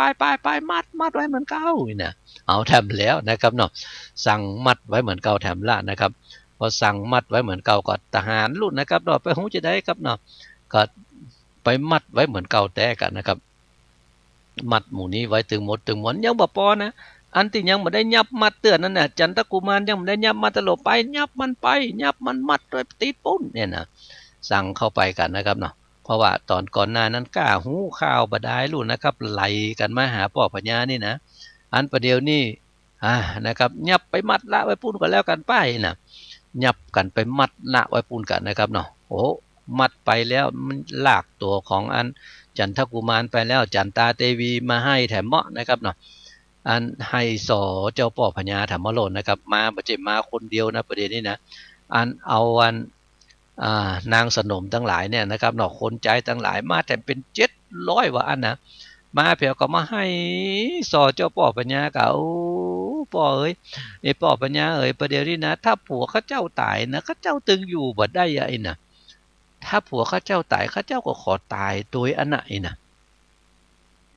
จะเป็นเนี่ยเตอยันอีป่อเฮ้ยนะก่อนย้อนบอกฮืออีกันนะครับเนาะบอกฮือไปอีป่อจะไปมาเจือกรรมคนเขาอย่างอี้นะอีนะเล่าฮือฟังหลายสิ่งหลายอย่างเราจะได้กันแล้วครับเจ้าป่อปัญญาก็ยังแปลงหน้าสื่อตาใสอยู่ฮะนะครับเนาะบอกเอาละนะครับขนาดลูกมาว่าหลานมาว่าลูกนะครับเนาะลูกไปตัวกรรมเดียวบ่ได้นะครับว่ายปิกคืนมาเหมือนเก่าทีนี้พออันนี้มาใส่อี้แล้วเนี่ยนะครับเนาะมันตึ้มเจือมตึ้มฟังแล้วมาเผียวประเดี๋ยวนี่กันทหารละเนี่ยมันตึ้มไปไหนนะมันนั่งแอมข้างฮัลลูนะครับนั่งแอมข้างเจ้าป่อพญาหรอกพออันคนนั้นมาว่าอันเจ้าป่อพญากำลังดักจื้อกืออยู่กำลังกึดใจว่าจะเอาอันลูกไปตัวเขาอีนะกันทหารละมันก็ซอธรรมะนะครับเนาะขึ้นมาธรรมะโอ้บ่ได้เนอะเจ้าป่อพญาเนอะทำอย่างอันเนี่ยบ่ได้ไปอยู่สวรรค์ชั้นฟ้านะข้าเคียมครัวเคียมของไม่มุดแล้วนะอีนะพออันนี้มาก็ดักจื้อกือแหละนะครับเนาะเจ้าป่อพญาบอกว่าจะได้สักอย่างหมู่นั้นตึงมดตึงมวลก็จำเป็นได้ไว้หน้าปิกมดกะนะครับเนาะมันไปอยู่ได้จะได้ครับเพราะว่าเจ้าป่อพญาบ่เอาตัวนะครับไผมาอู้จะได้ก็แล้วครับประเดี๋ยวนี้นะโอ้เปิ้นว่าคนในบ้านในเมืองเนี่ยนะครับเนาะเป็นอันบ่ม่วนบ่งันกันไปหมดรุ่นนะครับเสียงให้เสียงห้องต่ำในหัวในวังเนี่ยนะครับเนาะเสียงให้เสียงห้องของหมู่คนทั้งหลายนะที่มันดังไปนะโอ้มันดังแต่ดังว่ารุ่นนะครับอันเสียงให้เสียงห้องดังไปแล้วเสียงนกเสียงกาอย่างทั้งหลายเนี่ยนะครับเนาะมันได้ยินคนให้คนห้องอย่างนะครับมันก็ดับปิ้งเย็นวายหมดกันนะครับเนาะมันจะไปอยู่ได้จะได้คนสักคนนี่เปิ้นว่าอยู่กันต่ำในหัวในเวียงบ่ได้ละย้อนกับว่าเอ็นดูหมู่จันทกุมารเอ็นดูหมู่ลูกป่อพญาทั้งหลายนี่นะอันตึงเมียป่อพญาตึงลูกบ่าวลูกสาวนะครับเนาะจะโดนค่ายนะคนก็อินดูกับพออินดูแล้วอยู่บ่ได้ละนะครับเนาะอยู่ไปก็เป็นอันหมองอันหมนอันไม่โอ้นะครับก็เลยปากันปุ้นนะกะคนสักคนเปิ้นว่าออกไปแอวต่ำส่วนหลวงปุ้นลูกนะครับเนาะ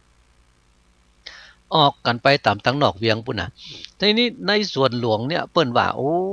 แต่ก่อนนั้นนี่น่ะพอดอกไม้อันอย่างตั้งหลายเนี่ยนะครับมันเหมาะมันงามนะดอกดวงบานหลายสิ่งวันนะยิ่งหลายสีคันทะมีบ่ป่อนหอมไข่บ่อนนะอันนี้เมื่อแต่ก่อนนะแต่พอมาประเดี๋ยวเนี่ยนะครับไปติวแอวประเดี๋ยวนี้นะดอกไม้ก็ยังมีแต่หันดวงดอกแก้วหลายสีพงบานดีคลี่สวย เป็นดังดอกม้วยโรยรากินคันทารสเร้าบ่สาบเข้าหูดังแต่ก่อนฟังนกฮ้องเสียงมีก้องอุยญาณปาใจบานหลายหลากบัดนี้หากเหมือนหูดักฟังดูแต่ไส้ดังเสียงล่ำให้ยิงใจอันนี้คนเฮาเนี่ยนะครับเนาะมันเป็นเอี้ยกันนะครับเนาะยามเมื่อมันม่วนนี่นะนะครับเนาะโอ้ดอกก็หอมครับนะเสียงคนก็ม่วนเสียงนกฮ้องก็ม่วนแต่ยามที่มันบ่ม่วนอกบ่ม่วนใจมาแล้วเนี่ยนะครับเนาะเพิ่นว่าอันหยังมันก็ตึงมื้อนี้บ่อันคนบ่ม่วนอกม่วนใจน่ะกินข้าวนี่นะแต่ก่อนนี่ปะโถแกงนี่เหมาะเสียงตี้ไรนะมักขนาดน่ะแต่พอมันบ่ม่วนอกบ่ม่วนใจมาแล้วนี่นะมันตึงกินตึงมันได้ละนะครับเนาะอันใดที่เปิ้นว่าดีๆเหมาะๆงามๆนี่นะครับเนาะจะเอามาจอบเอามาฮื้อพอฮื้อก้อยให้หน่อยนะครับมันตึงหยังละนะครับเนาะมันบ่ม่วนอกบ่ม่วนใจเนี่ยคนเฮานี่เปิ้นว่าสิ่งของอันหยังทั้งหลายเนี่ยมันเหมาะมันงามนี่มันอยู่ที่ใจเฮาตัวเหมือนกันนะครับเนาะใจบ่ม่วนบ่งั้นนะครับมันตึงบ่เหมาะบ่งามไปละนะครับเนาะแต่นี่สักเตื้อใจบ่ม่วนบ่งั้นแต่ไปหาของดีของงามมันเนี่ยฮื้อใจดีขึ้นมาก็ไอ้น่ะนั่นมันเป็นสักคนแต่ยามทุกข์ยามโศกอย่างเอี้ยนะครับเนาะมันว่าเป็นไผนะครับเนาะของนี้นะอันตกตาเปิ้นเป็นดีไข้หัวตกตาตัวเป็นดีไข้ให้นั่นนะครับเนาะพอมาตกใส่ตาตัวเก่าพ่องนี่นะครับเนาะมันตึงนักแก่นะครับเนาะยามเมื่ออันลูกเปิ้นผัวเปิ้นเมียเปิ้นตายนี่นะไปลูบหลังเปิ้นบัดให้ตาห้องเอาของตายนะมันเป็นเรื่องธรรมดานะอันนั้นนะครับเนาะตอนตกตาเปิ้นนะครับเนาะให้อย่างปลาล่ำปลาเหลือคนเฮาเกิดมามันก็ตึงตายมันก็ได้นะแต่พอตกใส่ตัวเก่าพ่องเนี่ยมันตึงนักแกเหมือนกันนะครับนะเนี่ยเปิ้นว่าตกตาเปิ้นเป็นดีไข้หัวตกตาตัวเป็นดีไข้ให้ครับเนี่ยเจ้าบ้านเจ้าเมืองก็เหมือนเดียวกันนั่นนะครับเนาะมาตกใส่ตัวเก่าแล้วประเดี๋ยวนี้อันยังกระตึงบ่เหมาะอันยังกระตึงบ่งามกินข้าวก็บ่ล้ำกินน้ำก็บ่ลงแหละนะครับย้อนมันจะตายกับอย่างเงี้ยนะครับมันตายกับอย่างมันตายกับกินข้าวบ่ล้ำกินน้ำบ่ลงเนี่ยกันนะครับเนาะพอกินข้าวบ่ล้ำกินน้ำบ่ลงเนี่ยนะครับเปียที่ทั้งหลายมันก็หุ้มเข้ามาใส่กันนะครับเนาะพอมันหุ้มเข้ามาใส่มันนะก็ตายครับนะอันนี้เจ้าบ้านเจ้าเมืองทั้งหลายอยู่ในบ้านในจองกลมม่วนเตียวออกไปทางนอกนะครับเนาะ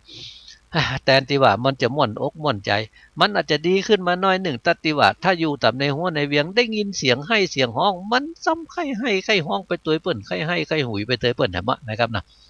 แต่ทีนี้พอมันโป้นออกตีมาแล้วมันก็ยังแข็งหน่อยแต่จะให้มันม่วนอกม่วนใจตึงโมดมันก็ตึงม่วนอกม่วนใจแล้วนะครับเนาะไผจะป้าไผจะมาจะได้กันแล้วนะครับเนาะนะครับอันคนสักคนถึงกับว่านะครับปะใส่มะม่วงอู้กับมะม่วงปะใส่ต้นไม้อู้กับต้นไม้ปะหมูนกหมูกาอู้กับหมูนกหมูกาก็มีรู้นะครับเปิ้นว่าเป็นอย่างกับผีบ้าผีบอนะนกทั้งหลายเหยสู่เขาทั้งหลายมาทำมาห้องที่นี่ไอ้น่ะปุ้นกะนะอันปะใส่หมูกาทั้งหลายปุ้นกะสู่เขาเข้าไปในหัวในเวียงมันพวกจะได้กินจิ้นนะปุ้นจะฆ่านั่นไอ้น่ะมาอยู่อย่างนี้ไอ้น่ะอันนี้ก็อันเป็นเรื่องของเจ้าบ้านเจ้าเมืองเจ้าป่อพญาครับนะจะขึ้นสู่สวรรค์ชั้นฟ้าใจนี่มันตั้งอยู่ปุ้นอย่างเดียวเลยนะครับมันต้องฆ่าลูกฆ่าเมียฆ่าอย่างทั้งหลายสัพพะสัพพันปูจายันอันใหญ่เพื่อจะได้ขึ้นไปเกิดบนสวรรค์ชั้นฟ้าครับเวลาของสาระธรรมกำเมืองมดเสี่ยงกันไปเห็นแล้วนะครับเนาะจะตายบ่ตายก็มาว่ากันทำไมกันแล้วกันนะครับเนาะผมวิโรจน์อินทนนท์ขอลำลาเจ้าพี่นายน้องของเฮาไปด้วยเวลาเพียงแต่อีก่อนนะครับโชคดีมีใจเป็นของเจ้าพี่นายน้องเฮาจูผู้นายคนครับสวัสดีครับ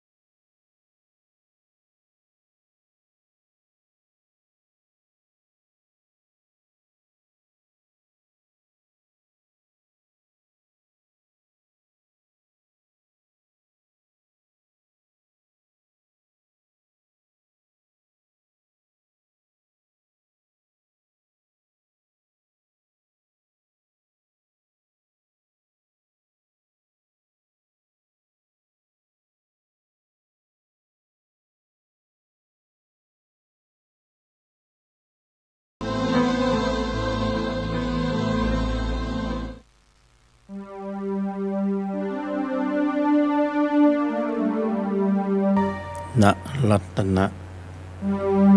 ขันตะธัมโม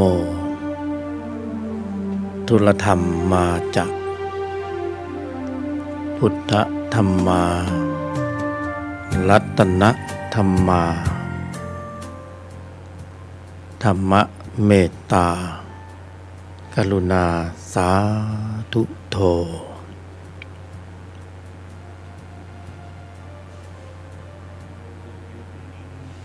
เข้าสู่ช่วงเวลาของทุลธรรมนำพ้นก็เป็นโอกาสที่งดงามแล้วก็เกิดขึ้นได้ยากเมื่อเหตุปัจจัยมีความสมบูรณ์ถึงพร้อมก็ไม่ปล่อยโอกาสนี้ให้ผ่านไปคือการได้มาบรรยายธรรมและการได้ฟังธรรมก็เป็นสิ่งที่เกิดขึ้นได้ยากนะอย่างหนึ่งในโลกเพราะฉะนั้นวันนี้ก็เหตุปัจจัยถึงพร้อม1 กันยายน 2566ก็เว้นช่องว่างจากธุระโลกภายนอกธุระโลกภายในเข้าสู่กระบวนการของธุระธรรมในภายในเก็บชั่วโมงธรรมให้ได้มากที่สุดเท่าที่จะมากได้นะโอกาสก็ได้มาถึงแล้วบุคคลนะผู้ปรารภความเพียรก็ต้องมาเจอกันมาแจมกันนะสักชั่วโมง2 ชั่วโมงนะบนท่ามกลางเส้นทางของชีวิตที่ไม่แน่ไม่นอนท่ามกลางการเวลาที่นะดับไปสิ้นไปตนทั้งหลายก็ได้สร้างความเพียรเพื่อความสมบูรณ์ถึงพร้อมของพละในภายในก็จึงได้สร้างการกระทำการแสดงออกในแนวทางแห่งพุทธะให้ปรากฏบังเกิดขึ้นเป็นข้อมูลจิตข้อมูลใจก็ขออนุโมทนาทุกรูปทุกนามที่มีความเพียรเพื่อความสมบูรณ์ถึงพร้อมของพละในภายในเมื่อพละมีความสมบูรณ์ถึงพร้อมสภาวะจิตอันหลากหลายที่จิตมีความฟุ้งซ่านรำคาญหงุดหงิดเป็นทุกข์จิตวิตกกังวลขุ่นคิดจิตไม่สงบ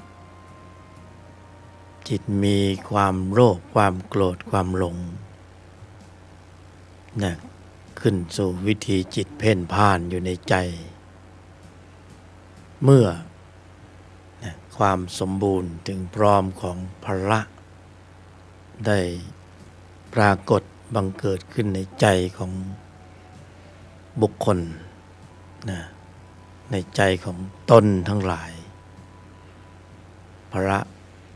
เมื่อปรากฏเกิดขึ้นได้จริง นะสิ่งที่พูดไปก่อนหน้านี้ไม่ใช่ปัญหาธรรมชาติเขามีของแก้กันมันสลายก็มันไปเองนะไม่ใช่ปัญหาเมื่อเหตุปัจจัยของแสงสว่างได้ปรากฏความมืดไม่ใช่ปัญหาเขาก็ไปตามแต่อำนาจการของเหตุปัจจัยของแสงสว่างในใจของบุคคลก็เช่นเดียวกัน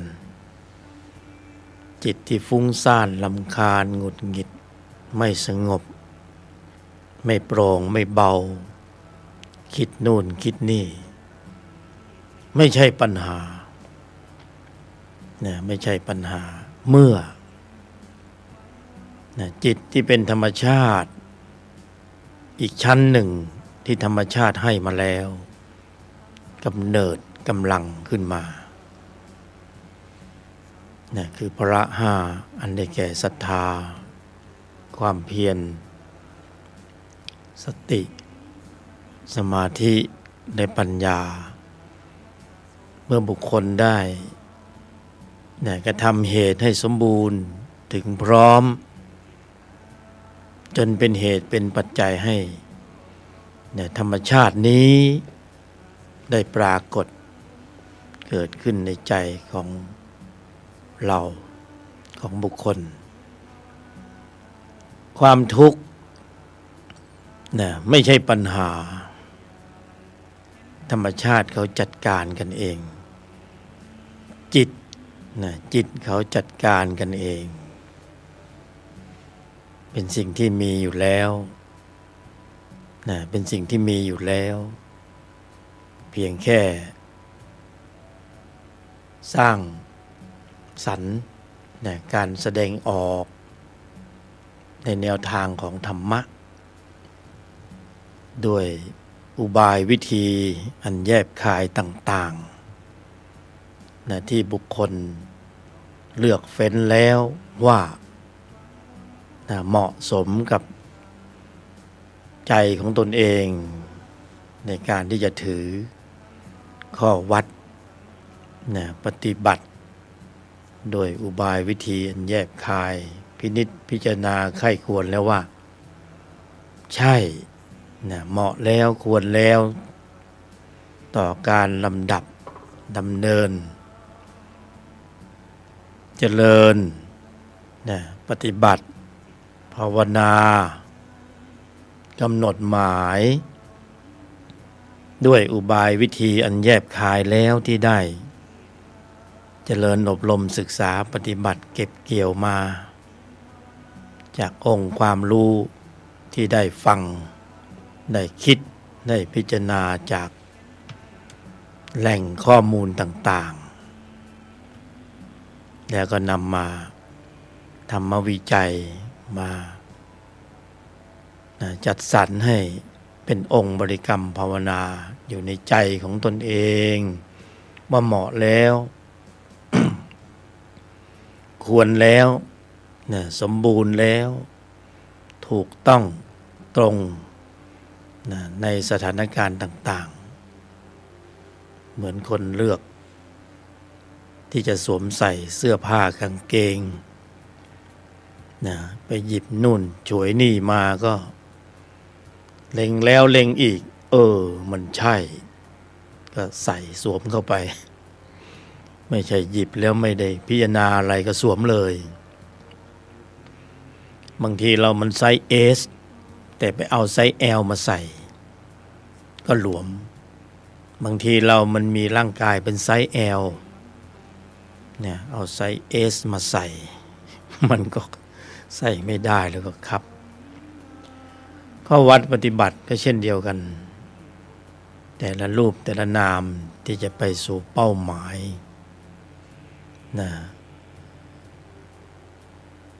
ส่วนมากก็พยายามกันอยู่แต่ก็เฟ้นเอาจัดสรรเอาว่าข้อวัดปฏิบัติ นะโดยลักษณะเยี่ยงอย่างไรทานศีลภาวนานะสมถะวิปัสสนาที่ได้เจริญอบรมศึกษามาองค์ภูมิความรู้ระดับไหนนะที่มีคำตอบอยู่ในใจของบุคคลว่าใช่อันนั้นแหละปฏิบัติเข้าไปแล้วก็เล็งเป้าหมายให้ดีอย่าเพิ่งไปเล็งว่าต้องสงบต้องเย็นต้องนิ่งให้เล็งไปที่เป้าหมายคือเพื่อความสมบูรณ์นะถึงพร้อมของพละเป็นหลักเนี่ยเมื่อพละมีความสมบูรณ์ถึงพร้อมมีจริงเป็นจริงนะจิตจะสงบจิตจะนิ่งจิตจะใสจิตจะเบาอะไรนั้นไม่ใช่ปัญหาสภาวะนั้นเป็นผลนั่นจะปรากฏเองนะแต่นี่ยังไม่มุ่งให้พละสมบูรณ์ก็จะเอาสงบจะเอานิ่งแล้วนะจะเอาองค์ความรู้ที่ปรากฏเกิดขึ้นในใจยังไม่ได้ทำเหตุเลยเราก็ปาลบผลไปแล้วเป็นนั้นจริงพยายามนะพยายามด้วยอุบายต่างๆว่าจะให้สงบพระยังไม่เกิดเลยจะสงบนะจะรวยยังไม่ทำเหตุนะก็จะเอารวยแล้วเพราะนั้นเพื่อความสมบูรณ์ถึงพร้อมของพละนะบุคคลนะตนทั้งหลายนะตนทั้งหลายในที่นี้คือตนศรัทธาความเพียรสติสมาธิปัญญาจิตชั้นตนนะเป็นผู้ที่ลำดับดำเนินให้เจริญให้ตนปรากฏตนก็จะเป็นผู้ที่เป็นธรรมชาติเป็นธรรมชาติที่ส่องรู้ดูเห็นตัวทั้งหลายนะตนก็คือศรัทธาความเพียรสติสมาธิและปัญญาเป็นธรรมชาติที่มีอยู่แล้วในใจของบุคคลนะทำความสมบูรณ์ถึงพร้อมให้ปรากฏเกิดขึ้นเถิดอย่าเพิกเฉย ทำความสมบูรณ์ถึงพร้อมในตนพระให้ปรากฏเกิดขึ้นเถิดแต่ไม่ทำตนให้สมบูรณ์ถึงพร้อมแต่ทำตรงกันข้ามทำสายเกิดให้มันสมบูรณ์ทำชั้นตัวให้สมบูรณ์ทำโลภะโทสะโมหะอวิชชานะให้แข็งแกร่งแข็งแรงอยู่ตลอดเวลาให้เพิ่มปริมาณอยู่ตลอดเวลา มีเหตุมีปัจจัยให้กระทำไปในบัญญัติในทิศทางนั้นๆก็กระทำไปตลอดเวลาชั้นตัวมันก็สมบูรณ์แข็งแกร่งแข็งแรงจิตชั้นตัวก็คือธรรมะสายเกิดนะอวิชชาโทสะโลภะโมหะทำสายเกิดชั้นตัวมีอยู่ในใจของบุคคลนะเป็นพืชเชื้อที่นำพาให้สัตตานังผู้แสวงหาการเกิดบุคคลให้มีภาวะฐานะไปอุบัติในทิศทางต่างๆธรรมชาติมีของแก้กันนะธรรมชาติมีของแก้กันมีจิตชั้นตัวนำไปสู่การเวียนตายเวียนเกิดในวัฏฏะสงสารก็มีจิตชั้นตน นะปรุงแล้วแต่งแล้ว เป็นเหตุเป็นปัจจัยให้เกิดฌานปัญญาญาณนะนำสัตว์ให้ออกจากวัฏสงสารด้วยข้อมูลของพละที่มีความสมบูรณ์ถึงพร้อมให้เข้าช่องนี้ให้เข้าสู่คันลองนี้นะขับเคลื่อนกำลังจิตที่มีองค์ประกอบในกุศลในชั้นนี้สร้างเหตุสร้างปัจจัยด้วยอุบายวิธีอันแยบคายให้มีความสมบูรณ์ถึงพร้อมของพละนะให้มีความสมบูรณ์แล้วนะก็จะมีความรู้สึกโปร่งเบานิ่งสงบปลอดโปร่งโล่ง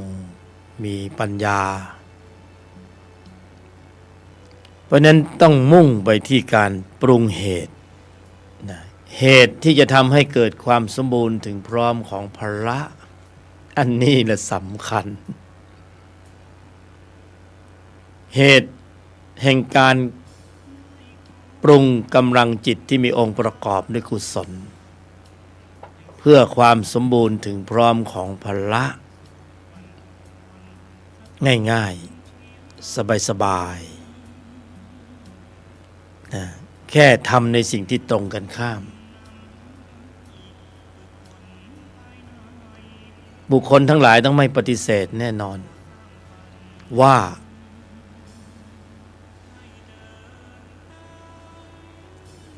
เมื่อเข้าสู่ภาวะแห่งทุกข์แห่งการอยู่ในวังวนแห่งวัฏฏะนะเข้าสู่ด้วยกระบวนการใดก็ออกด้วยลักษณะตรงกันข้ามของกระบวนการนั้นภายใต้การชี้นำการผลักดันมันมีอยู่แล้วก็คือจิตที่ประกอบด้วยตัณหาอุปทานอวิชชาแต่ที่แสดงออกสู่ภายนอกเป็นธุระโลกภายนอกโดยแรงขับโดยการขับเคลื่อนจากภายในของกำลังจิตสู่การแสดงออกภายนอกที่ชัดเจนอยู่แล้ว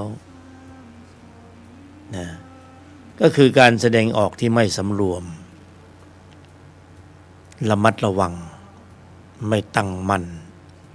ไม่ถึงพร้อมด้วยสติด้วยสมาธิด้วยปัญญาแต่มันพร้อมด้วยจิตที่มีตัวประกอบด้วยโลภะโทสะโมหะอวิชชาก็ไม่ได้เห็นว่าเขาผิดแต่มันเป็นธรรมะสายเกิดมันเกิดการแสดงออกทางความคิดการกระทำคำพูดภายใต้การชี้นำของอวิชชาตัณหาอุปทานอยู่ลึกๆอยู่ในภายในก็เป็นปกติเป็นวิสัยของธรรมะสายเกิดธรรมะสายมารต้องผลักดันให้เกิดพฤติกรรมการแสดงออกอันเป็นเหตุเป็นปัจจัยของการแสดงออกเพื่อการขับเคลื่อนกงล้อแห่งวัฏฏะให้หมุนเวียนไปให้เคลื่อนไปเพราะนั้นสัตตานังผู้แสวงหาการเกิดก็จะต้องไปเกิดในภพภูมิต่างๆในที่นี้ใกล้ตัวที่สุดสภาวะทุกข์ความยึดมั่นถือมั่นว่าเป็นอัตตาตัวโกเพราะนั้นทำในสิ่งที่ตรงกันข้ามเมื่อเข้าสู่วังวนแห่งวัฏฏะสงสารด้วยระบบคิดพูดทำที่เป็นมิจฉาไม่สำรวมระมัดระวังตั้งมั่นให้ถึงพร้อมภายใต้การผลักดันของอวิชชาตัณหาอุปทานการแสดงออกจึงไม่สวยงามเป็นอกุศลกรรมบท10ประการ ผู้บรรยายใช้คำว่าการแสดงออกที่ล้มเหลวเพราะมีผลที่เป็นวิบากที่เป็นทุกข์และสืบต่อสืบทอดไปในวัฏสงสารทำให้สรรพสัตว์ไปร่วงหล่นอยู่ในภพภูมิต่างๆตามแต่อำนาจการของจิตที่ตัวเองได้สะสมเพราะนั้นการจะออกจากวังวนแห่งวัฏฏะเนี่ยก็แค่ย้อนรอยการกระทำเดิมบุคคลเข้าสู่วังวนแห่งวัฏฏะด้วยการไม่สำรวมระมัดระวังตั้งมั่นในถึงพร้อมเวลาจะออกจากวังวนแห่งวัฏฏะก็ทำในสิ่งตรงกันข้ามคือสำรวมระมัดระวังตั้งมั่นให้ถึงพร้อมเมื่อมีการกระทบสัมผัสทางทวารต่างๆแล้วเราไม่สำรวมระมัดระวังบุคคลไม่สำรวมระมัดระวังทำให้ระบบคิดพูดทำการแสดงออกปรากฏออกมาอันเป็นเหตุเป็นปัจจัยแห่งสภาวะทุกข์เพราะนั้นก็พระบรมศาสดาทรงตรัสให้สำรวมระมัดระวังตั้งมั่นให้ถึงพร้อมทำจิตใจให้ขาวรอบไม่กระทำบาปทั้งปวงคือบทสรุปที่จะต้องกระทำด้วยอุบายวิธีอันแยบคายตลอดต่อเนื่องหล่อเลี้ยงอยู่ในใจของสรรพสัตว์ผู้ปรารภความเพียรให้ได้อยู่ตลอดเวลาทุกลมหายใจในชีวิตประจำวันไม่จำเพาะแค่เพียงนั่งหลับตาเพราะนั้นบทนี้สำคัญมากเพราะว่าจะต้องสร้างการแสดงออกที่ย้อนรอยการกระทำเดิมสัตตานังผู้แสวงหาการเกิดเข้าสู่วังวนแห่งวัฏฏะด้วยระบบคิดพูดทำที่ล้มเหลวนะเพราะฉะนั้นจะต้องมาเซตระบบกันใหม่สัมมาสังกัปปะสัมมากัมมันตะสัมมาวาจาสัมมาอาชีวะสัมมาสติสัมมาสมาธิสัมมาวายามะเป็นบทปฏิบัติการทางจิตในการเคลื่อนออกจากวัฏสงสารเป็นบทปฏิบัติการทางจิตที่จะเคลื่อนออกจากวังวนแห่งสภาวะทุกข์แห่งวัฏสงสารย่อส่วนให้แคบเล็กสั้นกระชับเร็วแรงทะลุมิติเป็นองค์บริกรรมภาวนาเพียงสั้นๆ1ประโยค5พยางค์เป็นการภาวนาในภายในบทปฏิบัติการทางจิตของมรรคมีองค์8ที่พูดถึงตรงนี้คือผู้บรรยายไม่ได้บอกให้ตนทั้งหลายผู้ปรารภความเพียรให้มาศรัทธาหรือมาเชื่อยังไม่ต้องเชื่อให้ฟังแต่ได้เชื้อเชิญได้ท้าทายนักปฏิบัติธรรมทั้งหลายผู้ปรารภความเพียรถ้าไม่เพียรเสียก่อนนะ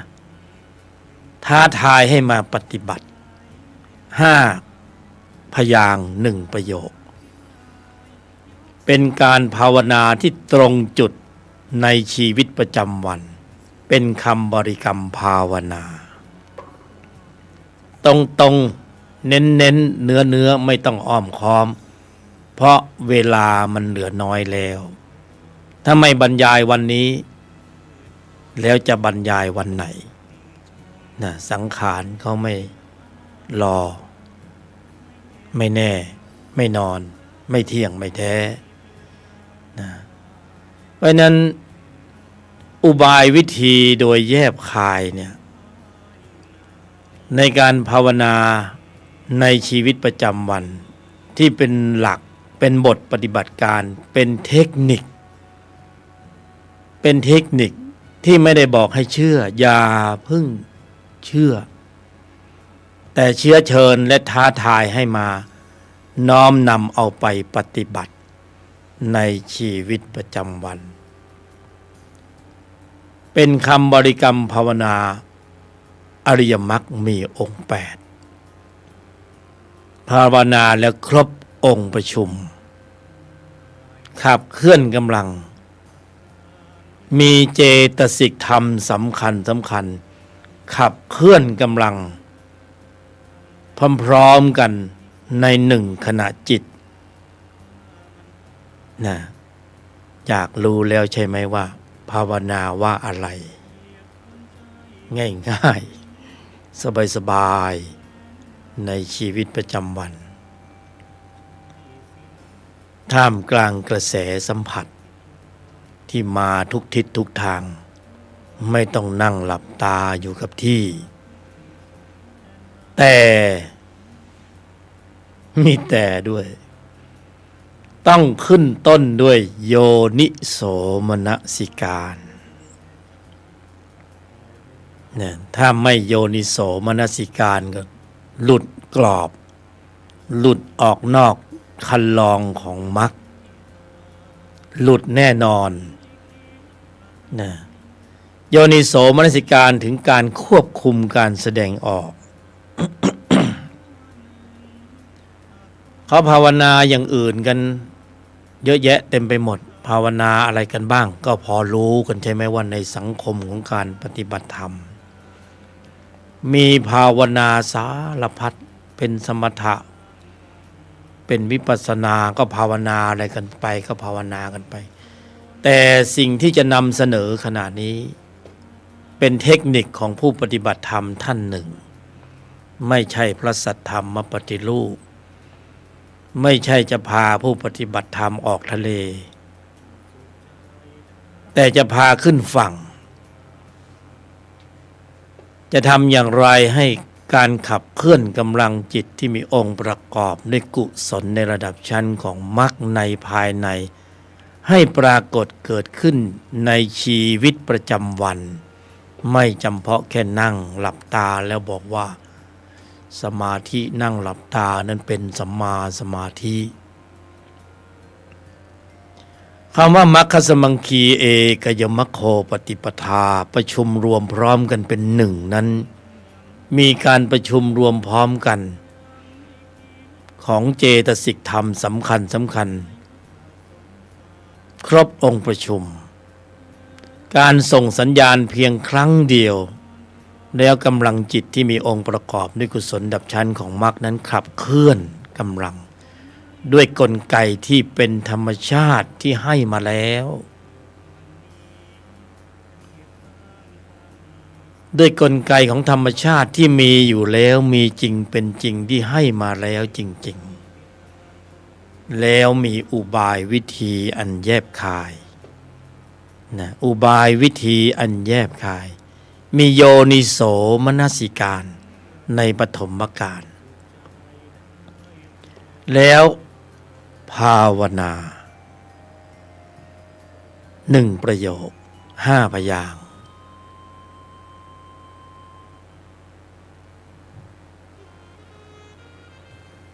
ในที่นี้คือภาวนาอยู่ในใจตลอดเวลาในสถานการณ์ที่กำลังกระทบสัมผัสเฉพาะหน้าโยนิโสมนสิการต้องตั้งมั่นขึ้นมาก่อนเพื่อการควบคุมการแสดงออกสบายๆง่ายๆเส้นผมบางภูเขานะธรรมะกำมือเดียวไม่ทำให้คิดลึกลับซับซ้อนก็ไกลออกไปแต่ให้ใกล้โอปนยิโกโน้มเข้ามาอยู่ในใจในภายในของบุคคลทำไม่ได้เลยหรือแค่คำว่านิ่งในไม่โต้ตอบจบแล้ว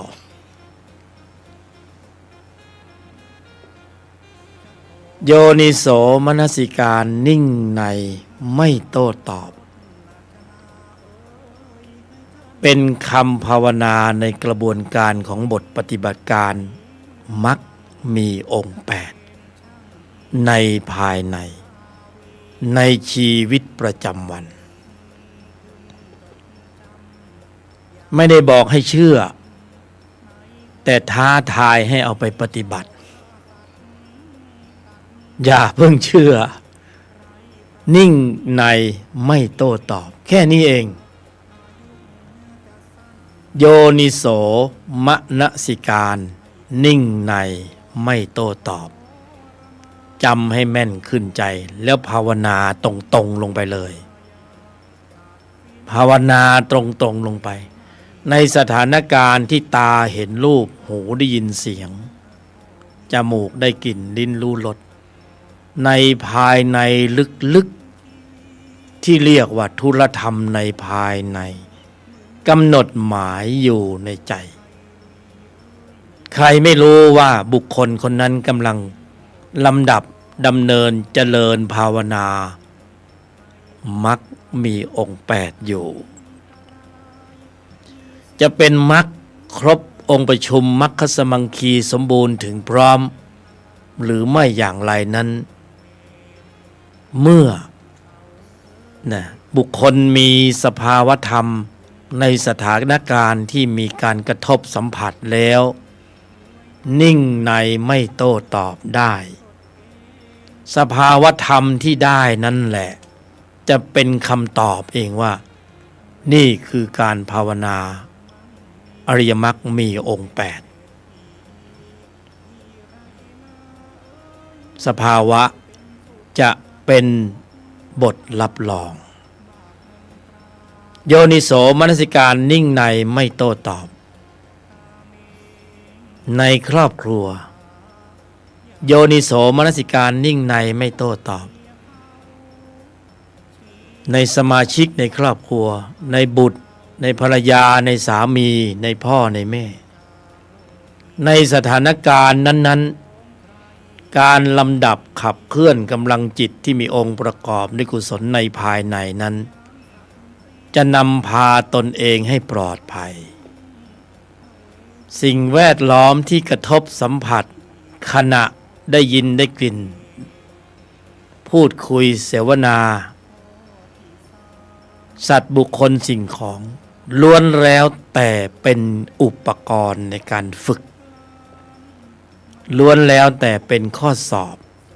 เรื่องราวต่างๆทุกอนูที่มาจะคบสัมผัสทางทวารต่างๆเมื่อตั้งโยนิโสมนสิการนิ่งในไม่โต้ตอบพร้อมสำหรับการรับกระทบทางทวารต่างๆพร้อมสำหรับการเสียหน้าเสียราคาเสียผลประโยชน์เสียความรู้สึกเสียเกียรติเสียฟอร์มเสียของรักเสียตำแหน่งหน้าที่การงานพร้อมเมื่อสิ่งเหล่านี้มากระทบมันคือข้อสอบมันคือการหล่อหลอมรวมแต่ในใจนั้นตั้งการ์ดไว้เรียบร้อยแล้วโยนิโสมนสิการนิ่งในไม่โต้ตอบอันนี้จะส่งผลให้สู่กระบวนการของการกำเนิดกำลังของพละแต่ทำให้ได้จริงๆคือเก็บชั่วโมงเขาเรียกว่าชั่วโมงธรรมในสถานการณ์ที่คับขันแล้วก็ควบคุมระบบการแสดงออกในภายในได้นั่นหมายถึงว่าเป็นผลงานของพละห้าถ้าไม่มีความถึงพร้อมของศรัทธาความเพียรสติสมาธิปัญญาย่อมมิอาจจะควบคุมการแสดงออกได้หลุดถ้าการแสดงออกหลุดก็คือนิสัยเก่าดั้งเดิมความคิดเห็นผิดเพ่งโทษผลประโยชน์โกรธเคืองโลภะโทสะโมหะอวิชชาขึ้นพรวดพลาด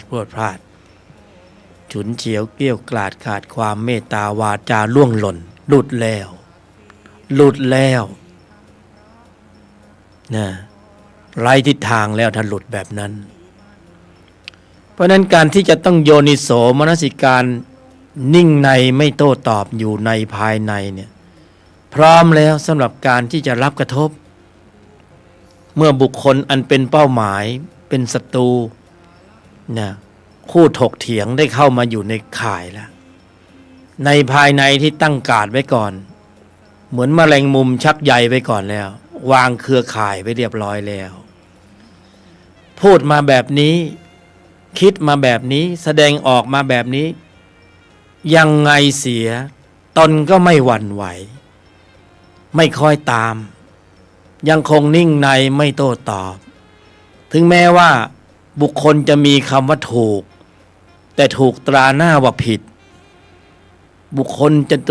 จะมีคำว่าเสียผลประโยชน์เสียหน้าเสียราคาคือนิ่งเนี่ยคือต้องนิ่งให้ถึงที่สุดเพราะต้องแลกด้วยความรู้สึกของฟรีไม่มีในโลกมันจะเจ็บปวดรวดร้าวเมื่อเราต้องนิ่งในไม่โต้ตอบอยากจะตอบอยากจะโต้อยากจะสวนเหลือเกินแต่เพื่อพละห้าที่มีความสมบูรณ์ถึงพร้อมศรัทธาความเพียรสติสมาธิปัญญายอมสูญเสียผลประโยชน์โลกในขณะนั้นเพื่อผลบารมีในภายในการยอมหยุดเย็นการนิ่งในไม่โต้ตอบโยนิโสมนสิการไว้ก่อนเหมือนแมลงมุมชักใยไว้เรียบร้อยแล้วมาซ้ายมาขวาควบคุมสถานการณ์ของใจไว้ได้หมดใจจะได้ไม่หลุดนะใจไม่หลุดก็คือใจมีพละคุมสถานการณ์อยู่นี่แหละคือการขับเคลื่อนกำลังขององค์มรรคในภายในองค์ธรรมกุศลจิตที่มีองค์ประกอบสำคัญอยู่ในนี้คือ13องค์ธรรมเจตสิก1จิตขับเคลื่อนกำลังอยู่ในภายในแยกขยายออกมาเป็นพละห้าอินทรีย์ห้า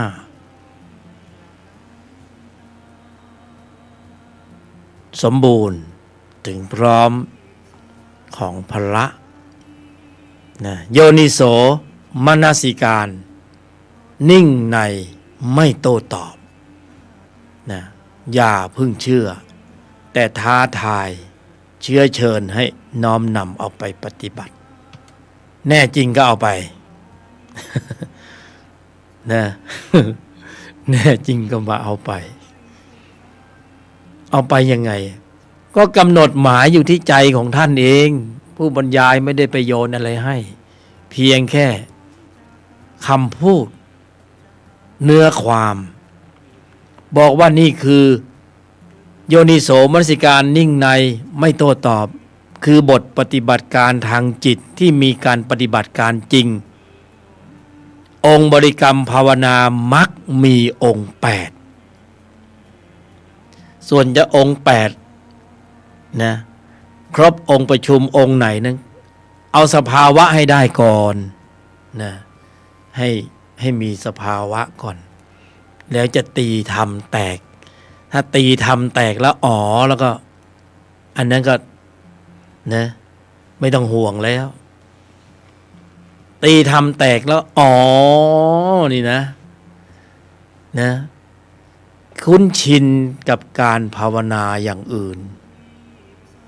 นะคุ้นชินไหม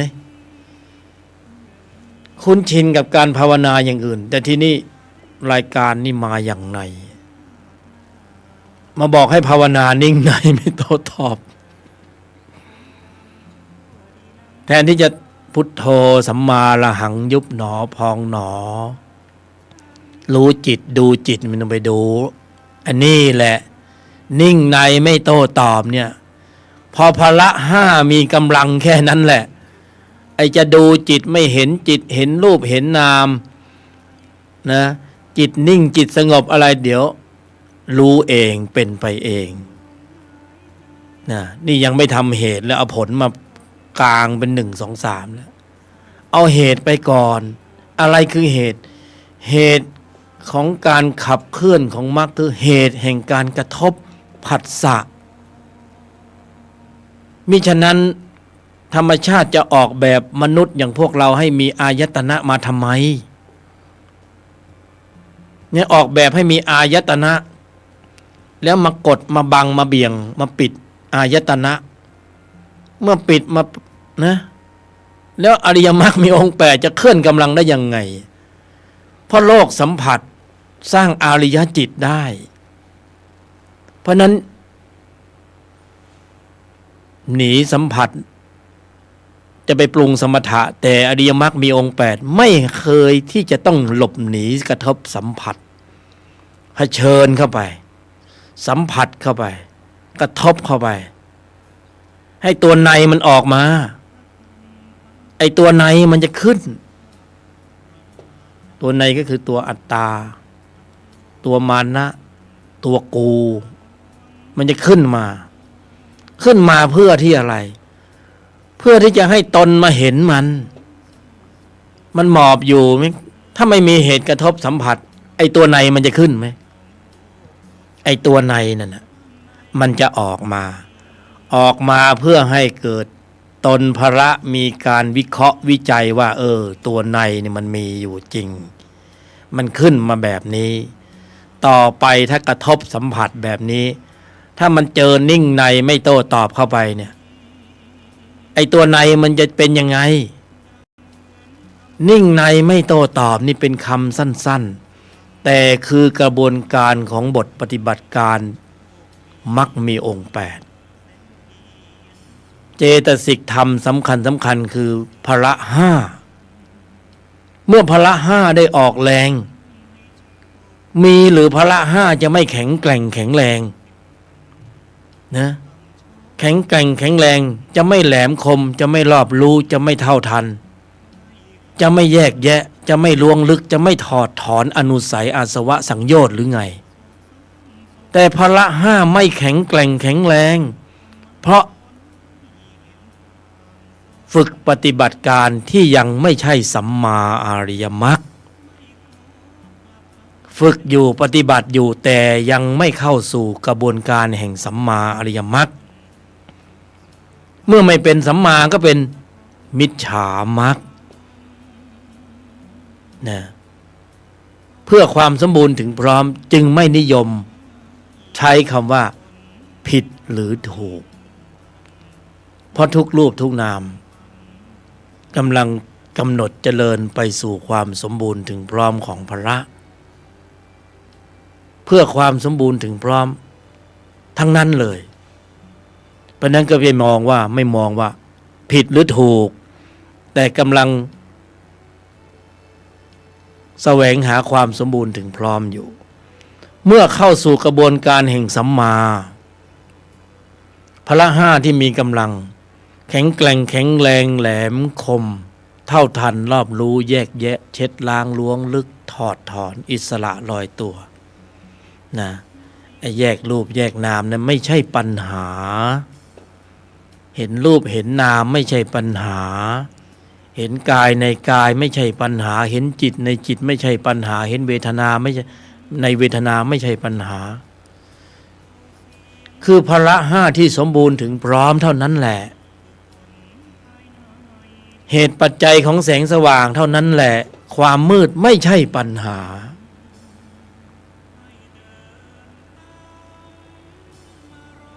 โยนิโสมนสิการนิ่งในไม่โต้ตอบเป็นคำบริกรรมภาวนาอริยมรรคมีองค์ 8ลัดสั้นเร็วแรงธรรมะกำมือเดียวเส้นผมบังภูเขานะมีนัยยะหมดถ้าผู้บรรยายยกธรรมบรรยายแต่ละคำเนี่ยเอาเนื้อไปไม่มีน้ำมีนัยยะหมดเลยไม่ต้องเชื่อแต่ท้าทายให้เอาไปปฏิบัติอย่าเพิ่งเชื่อใช้หลักกาลมสูตรท้าทายให้เอาไปปฏิบัติเอาไปปฏิบัติตรงไหนภาวนาให้ขึ้นใจก่อนนะโยนิโสมนสิการก็คือกระทำไว้ในใจโดยแยบคายมีวิตกวิจาร กระทำไว้ในใจโดยแยบคายนึกคิดตึกตรองประคองไว้มาแล้วสามีมาแล้วภรรยามาแล้วเธอจะต้องพูดนะจนเรารู้สึกอยากที่จะนะโต้ตอบโต้เถียง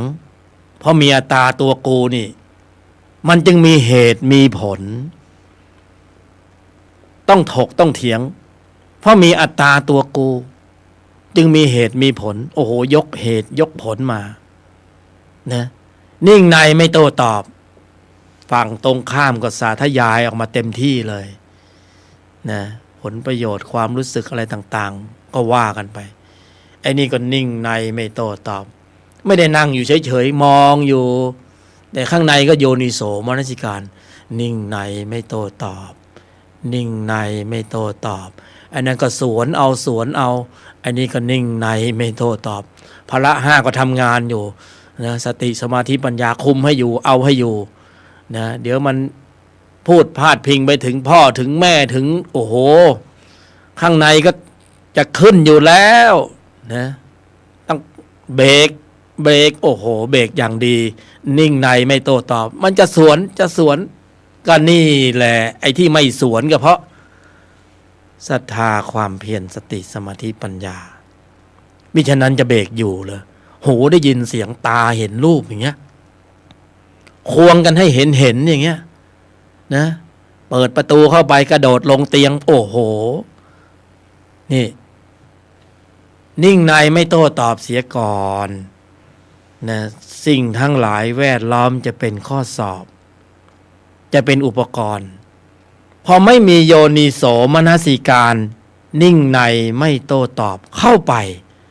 ตาเห็นรูปแค่นั้นน่ะนะมีดคว้าได้มีดปืนคว้าได้ปืนได้ฐานะใหม่เลยเกือบจะเป็นอริยะอยู่แล้วเข้าใจนะในสื่อต่างๆเนี่ยหึงกันฆ่ากันเกือบจะเป็นอริยะอยู่แล้วกลายเป็นฆาตกรถ้าเสี้ยวแห่งวินาทีลมหายใจนั้นนะนิ่งในไม่โต้ตอบได้นี่นะโอ้โหอาริยะถามหาเพราะมันต้องใช้เบรกอย่างแรงใช้ศรัทธาความเพียรสติสมาธิอย่างแรงนะในภายในเนี่ยหลายรูปหลายนามนี่โอ้โหน่าเสียดายเพื่อนมนุษย์เราเนี่ยเข้าไปอยู่ในคุกในตารางไปเพราะจิตตัวนี้ไปเพราะผลงานของโทสะไปเพราะผลงานของโลภะไปเพราะผลงานของโมหะความหึงความหวงหน่วงเหนี่ยวแต่ก็พูดเถิดใครไม่เจอกับตัวแล้วมันจะไม่รู้หรอกว่าสถานการณ์ตรงนั้นมันคืออะไรแต่ก็เหมือนกันนั่นแหละคนที่ทำได้เขาจะมองว่าโอ้โหไม่ข้อสอบอย่างดีเลยนะมันดีจริงๆถ้าเธอไม่มีชู้ฉันก็ไม่มีข้อสอบให้ได้ปฏิบัติถ้าเธอไม่มีชู้เราก็จะได้ไม่แยกทางกันนะถ้าเราไม่แยกทางกันเธอและฉันก็ไม่ไปเจอคนใหม่สักทีมันเป็นแค่อย่างนี้แต่โลกมันมาสอบมาลองกันทั้งนั้นไม่งั้นขั้นจึงเรียกว่าสมมุติบัญญัติโลกสมมุติแต่วินัยที่จ่ายให้นี่คือวินัยโลกุตระต้องการให้ได้สู่อริยจิตเพื่อที่จะไปสู่โลกุตระภูมิให้เกิดกำลังของกำเนิดกำลังของอริยจิตขึ้นมาถ้ายอมหยุดเย็นไม่ได้อะไรขับเคลื่อนล่ะนะนิ่งในไม่โต้ตอบไม่ได้อะไรเคลื่อนขับจิตที่มีตัวประกอบด้วยโทสะจิตที่มีตัวประกอบด้วยโลภะโมหะนะตัณหาอุปทานอนุสัยอาสวะสังโยชน์ของเก่าจบกันเลยของเก่าทั้งนั้นนะที่เราอนุรักษ์กันอยู่ในใจของบุคคลเนี่ยสิ่งที่นำเสนอนี่คือของใหม่นะได้แล้วได้เลยจบแล้วจบเลยนิจจังเข้าสู่ความเที่ยงเราอยู่บนพื้นฐานของสิ่งที่เป็นอนิจจังคือมันไม่เที่ยงมันขยับได้มันไม่แน่มันไม่นอน วันนี้รักพรุ่งนี้อาจจะไม่รักนะวันนี้ไม่เอาลุงแต่พรุ่งนี้ก็เอาก็ได้ใครจะไปว่าอะไรเพราะสรรพสิ่งเป็นเช่นนั้นเองเราเห็นเป็นเรื่องปกติใช่ไหมแหมพาดพิงแยบจะนิดหน่อยมันเป็นเรื่องปกติวิสัยธรรมดานะเป็นเรื่องปกติวิสัยธรรมดามันเป็นเช่นนั้นแหละเพราะนั้นสิ่งที่จะต้องกำกับลำดับดำเนินเจริญภาวนาบริกรรมนะกำหนดนี่เลยโยนิโสมนสิการนิ่งในไม่โต้ตอบเป็นคำตอบสุดท้ายเป็นบทสรุปอย่าพึ่งเชื่อแต่ถ้าแน่จริงลองเอาไปทำดูท้าให้ปฏิบัติไม่ว่าจะปฏิบัติธรรมในลักษณะร่องรอยรูปแบบไหนมาก็ตามทีเถิดตัวในถ้ามันยังไม่ถูกล่อออกมาเนี่ยอย่าอาจหาญบอกว่าเราเนี่ยได้แล้วมีแล้วเป็นแล้วนะเพราะปฏิบัติไปปฏิบัติมากลายเป็นกูได้กูมีกูเป็น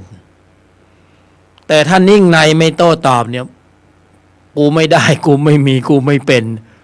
มันจะถอนถึงภาวะของอัตตาตัวกูจะถอนด้วยอำนาจการแห่งพละที่มีกำลังสูงขึ้นเพราะธรรมะปฏิบัติที่เราปฏิบัติไปเนี่ยผู้บรรยายก็เคยปฏิบัติมาปฏิบัติไปปฏิบัติมาก็กลายเป็นกูได้กูมีกูเป็นก็กูยังอยู่อัตตายังอยู่มานะยังอยู่ทิฏฐิยังอยู่เพราะฉะนั้นต้องย้อนรอยการกระทำเดิมพอนิ่งในไม่โต้ตอบเหตุกระทบผัสสะพละห้าทำงานฌานเกิดปัญญาเกิดญาณเกิดเหตุกระทบผัสสะพละห้าทำงานฌานเกิดปัญญาเกิดญาณเกิดศรัทธาความเพียรสติสมาธิปัญญาสมบูรณ์มากขึ้นเป็นฌานปัญญาญาณสภาวะเหล่านี้ทุกรูปทุกนามเมื่อเข้าสู่คันลองของธรรมนี้ย่อมได้สัมผัสย่อมได้สัมผัสมีแต่ต้องโยนิโสมนสิการถูกต้องถูกส่วนตรงตามความเป็นจริงนิ่งในไม่โต้ตอบ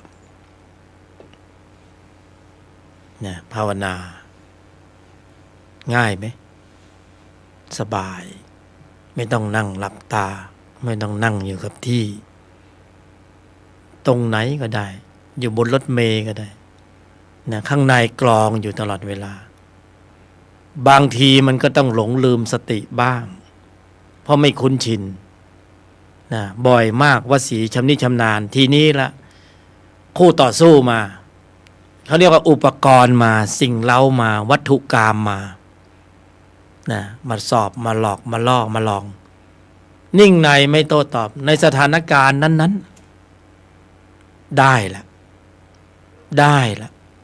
ชั่วโมงธรรมนะนาทีธรรมลมหายใจแห่งธรรมะแวบหนึ่งคุ้มแล้วนะสถานที่ที่ปฏิบัติธรรมและง่ายสะดวกสบายไม่ซับซ้อนและทำยากที่สุดคือในครอบครัวอยู่กันนานๆใหม่ๆก็นะคุณท่านฉันเธอนานวันเข้ามึงกูคิงฮาทีนี้ไอ้ความเกรงอกเกรงใจมันลดน้อยถอยลงการสำรวมมันก็ลดลงไปด้วยเพราะฉะนั้นคำพูดที่มันออกมาเข้าหูทีนึงโอ้โหเมื่อก่อนไม่เห็นพูดแบบนี้เลยนะถ้าไม่มีโยนิโสมนสิการนิ่งในนะไม่โต้ตอบไว้ก่อนเนี่ยร้อยทั้งร้อยหลุดเดี๋ยวได้ทะเลาะกันน่ะเดี๋ยวได้ฆ่ากันได้แทงกันน่ะเพราะนั้นการเตรียมพร้อมสำหรับการรับกระทบ ทางทวารต่างๆเนี่ยคือโยนิโสมนสิการเนี่ยพร้อมสำหรับการที่จะควบคุมระบบแสดงออกคือมีความสำคัญมากเพราะแต่ละวันเนี่ยบุคคลเนี่ยแสดงออกเยอะมากแต่คิดดูเถอะ100 ทั้ง 100ที่แสดงออกนี่นะแทบไม่มีสติสมาธิปัญญากำกับไปเลยสมมติว่าเสียงเข้าหูทันทีเนี่ยบุคคลมักจะโต้ตอบทันทีเอ้ยพูดไปแล้วเอ้าตายพูดผิดจะแล้วเผลอพูดไปแล้ว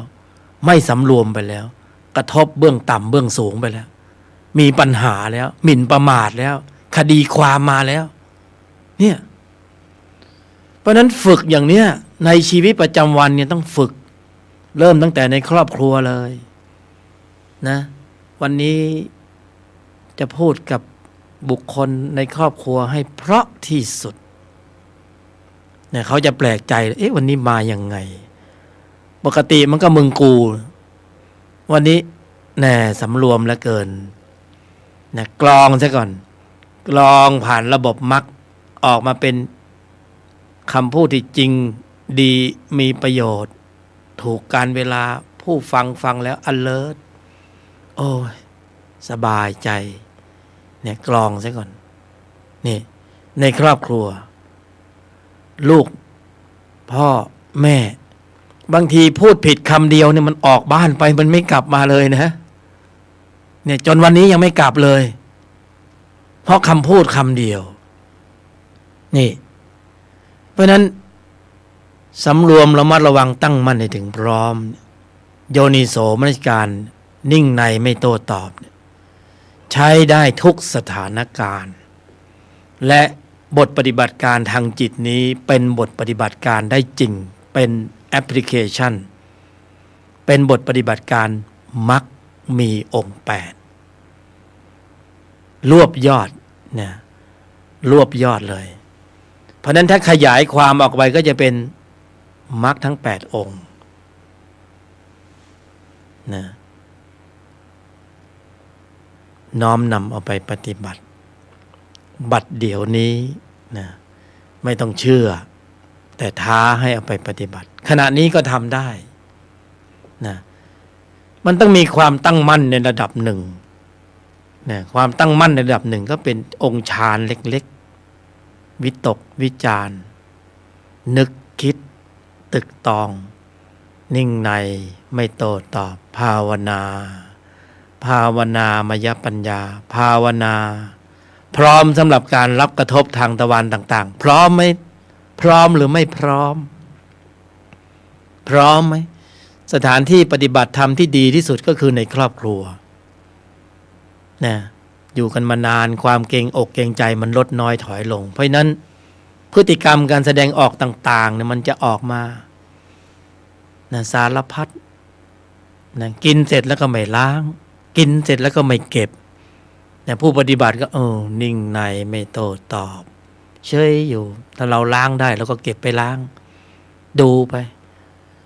สิ่งแวดล้อมจะเป็นข้อสอบจะเป็นอุปกรณ์ในการฝึกใจของบุคคล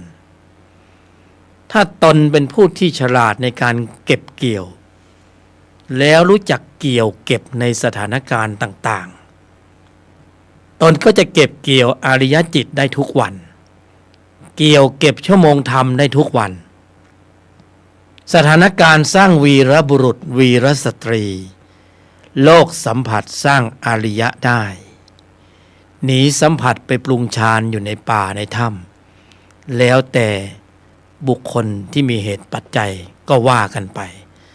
แต่เมื่อบุคคลจะต้องอยู่ในสถานการณ์ในสังคมในรูปแบบขนาดนี้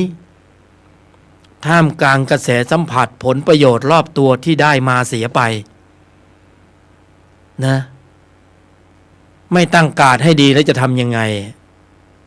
เราจะเพี้ยนจะบองจะสติหลุดจะเป็นโรคซึมเศร้ากันตรงนี้แหละที่การปล่อยวางมันไม่มีเลยการเตรียมพร้อมสำหรับการรับกระทบมันไม่มีเลยมองหน้าบนถนนก็ลงมาชกกันต่อยกันอย่างเงี้ยเพราะมนุษย์จิตใจมันปริ่มแล้วปริมาณความเข้มข้นของจิตมารเนี่ยมันปริ่มแล้วต้องใช้จิตล้างจิต จิตเขาจะจัดการกันเอง จิตที่มีองค์ประกอบด้วยกุศลดับชั้นของพละห้าเนี่ย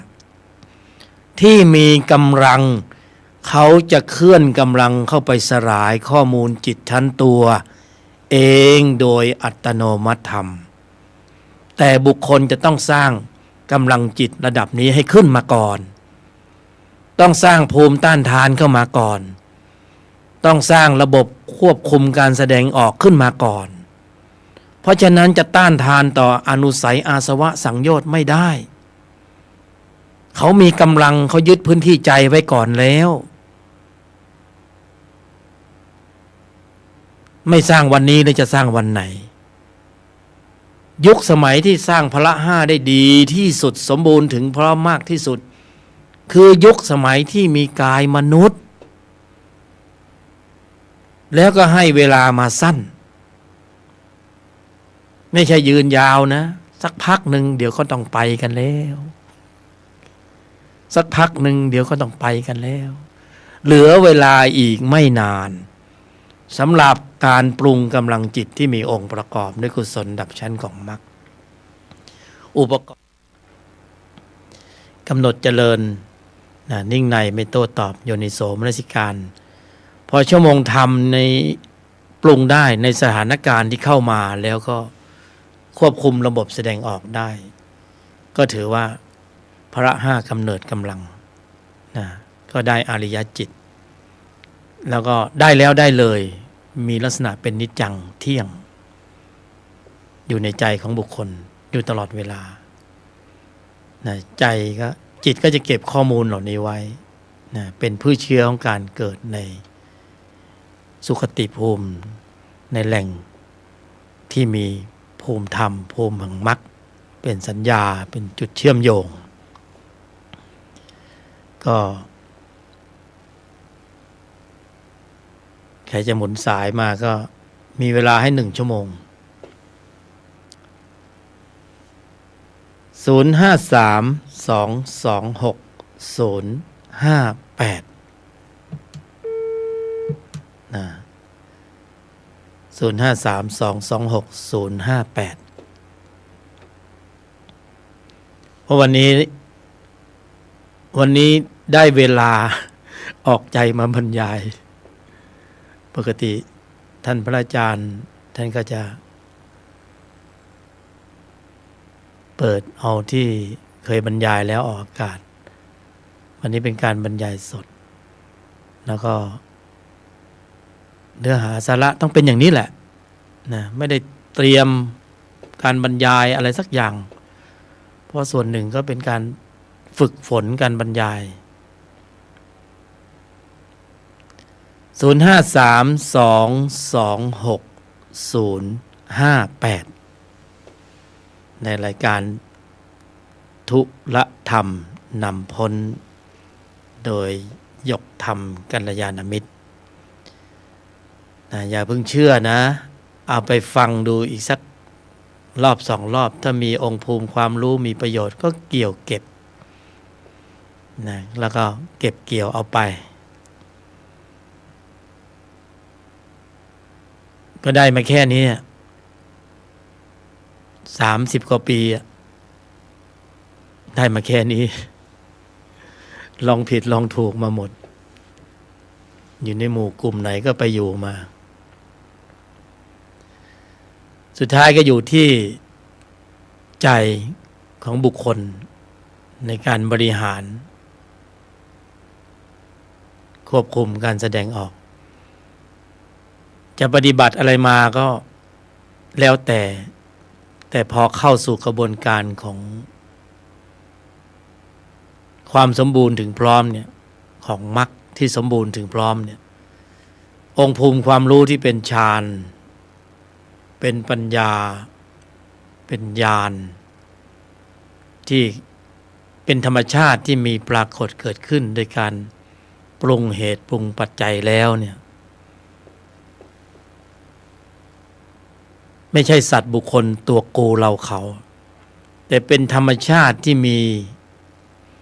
สภาวะที่ตัดสินนะเป็นธรรมชาติที่เป็นสภาวะที่ตัดสินไม่ใช่ว่าเรา เพราะว่าธรรมในชั้นนี้เข้าสู่กระบวนการของมรรคแล้วเนี่ยจะค่อยๆสลายอัตตาตัวกูอัตตาตัวกูจะลดปริมาณลงเรื่อยๆตามลำดับลดปริมาณด้วยอำนาจการ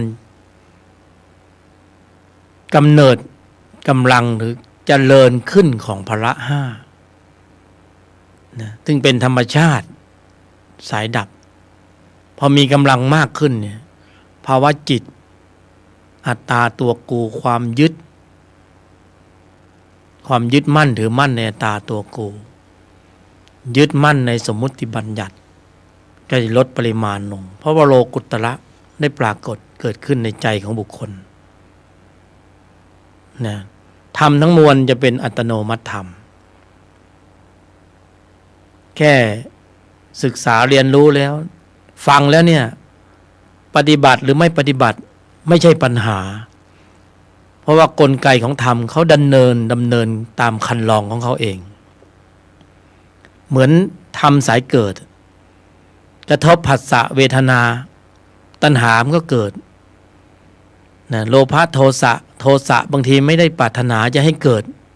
มันก็ขึ้นตามคันลองของมันเมื่อขึ้นตามคันลองของมันในภายในมันก็ผลักดันให้เกิดพฤติกรรมการแสดงออกที่ไม่สำรวมตามเหตุตามปัจจัยตามคันลองของมันแต่ความรู้สึกมันบวกรวมด้วยอัตตาตัวกูเข้าไปไงมันก็เลยมีความรู้สึกว่าเฮ้ยกูเสียกูได้กูมีกูเป็นกูโกรธแต่จริงๆมันขึ้นตามคันลองของมันนี่เมื่อตนพละมีกำลังจึงได้รู้ว่าอ๋อธรรมสายเกิดมีลักษณะนิสัยสภาวะวิเศษลักษณะของมันโดยลักษณะเยี่ยงอย่างนี้นะองค์ภูมิความรู้ฌานปัญญาญาณที่ได้จากกระบวนการในการปรุงให้ถูกต้องถูกส่วนที่เป็นมรรคพละห้ามีกำลังญาณระดับต่างๆเขาจะเป็นเข้าไปเองนะที่เราญาณนั้นญาณนี้ญาณกี่ญาณเนี่ยมันเป็นผล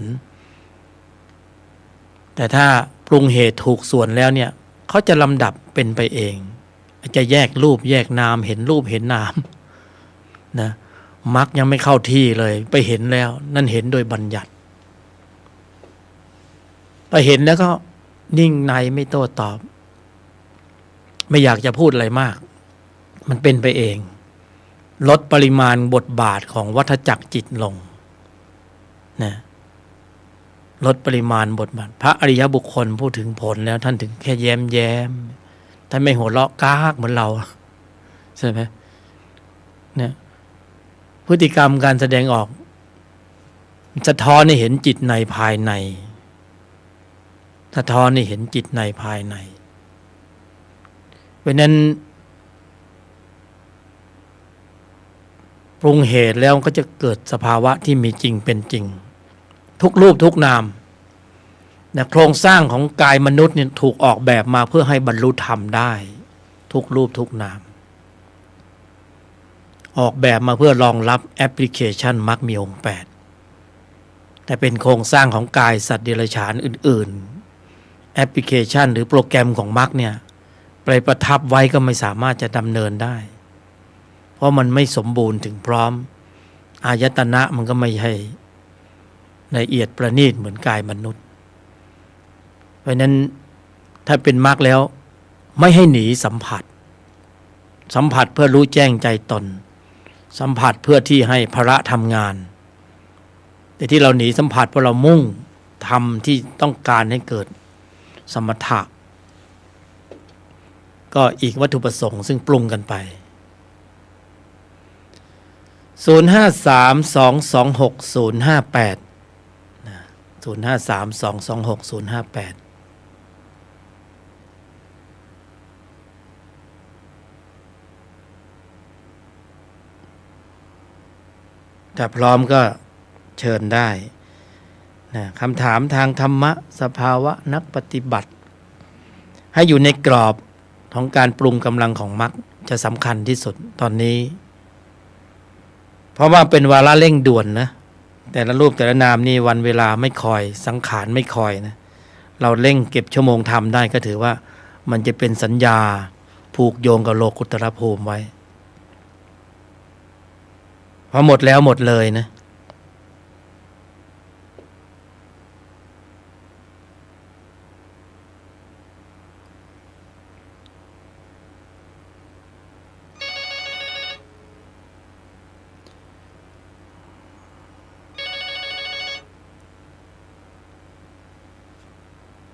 0532260058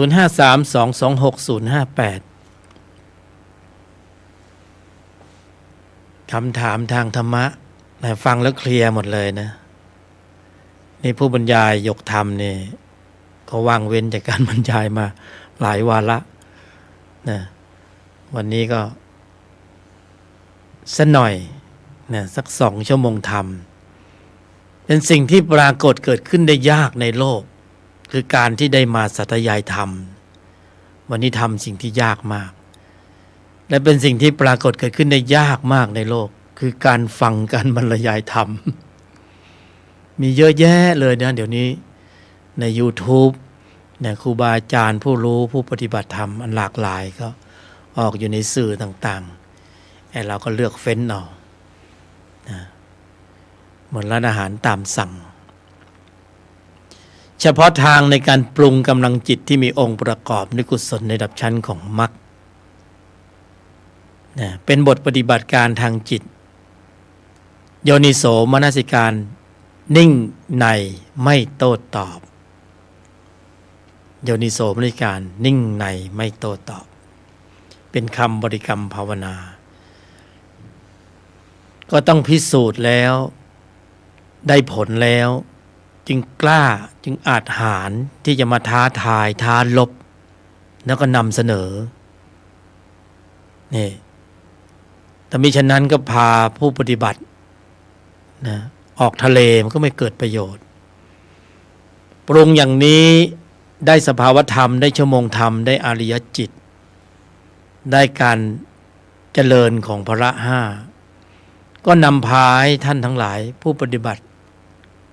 ขึ้นฝั่งนะตอนนี้อาจจะวายแวกว่ายอยู่กับข้อวัดปฏิบัติอันหลากหลายมึนอยู่งงอยู่ผู้บรรยายก็มึนเหมือนกันเคยเป็นมาหมดแล้วลองผิดลองถูกเพราะนั้นก็เลยบอกว่ามันเส้นผมบางภูเขาแค่นี้เองเป็นไปได้เลยกำหนดเจริญควบคุมการแสดงออกต้องกำหนดก่อนนะถ้าไม่โยนิโสมนสิการไว้ก่อนเนี่ยหลุด100 ทั้ง 100หลุดหมดหลุดเพราะนั้นต้องกำหนดหมายนะอริยมรรคเป็นธรรมที่ต้องกำหนดเจริ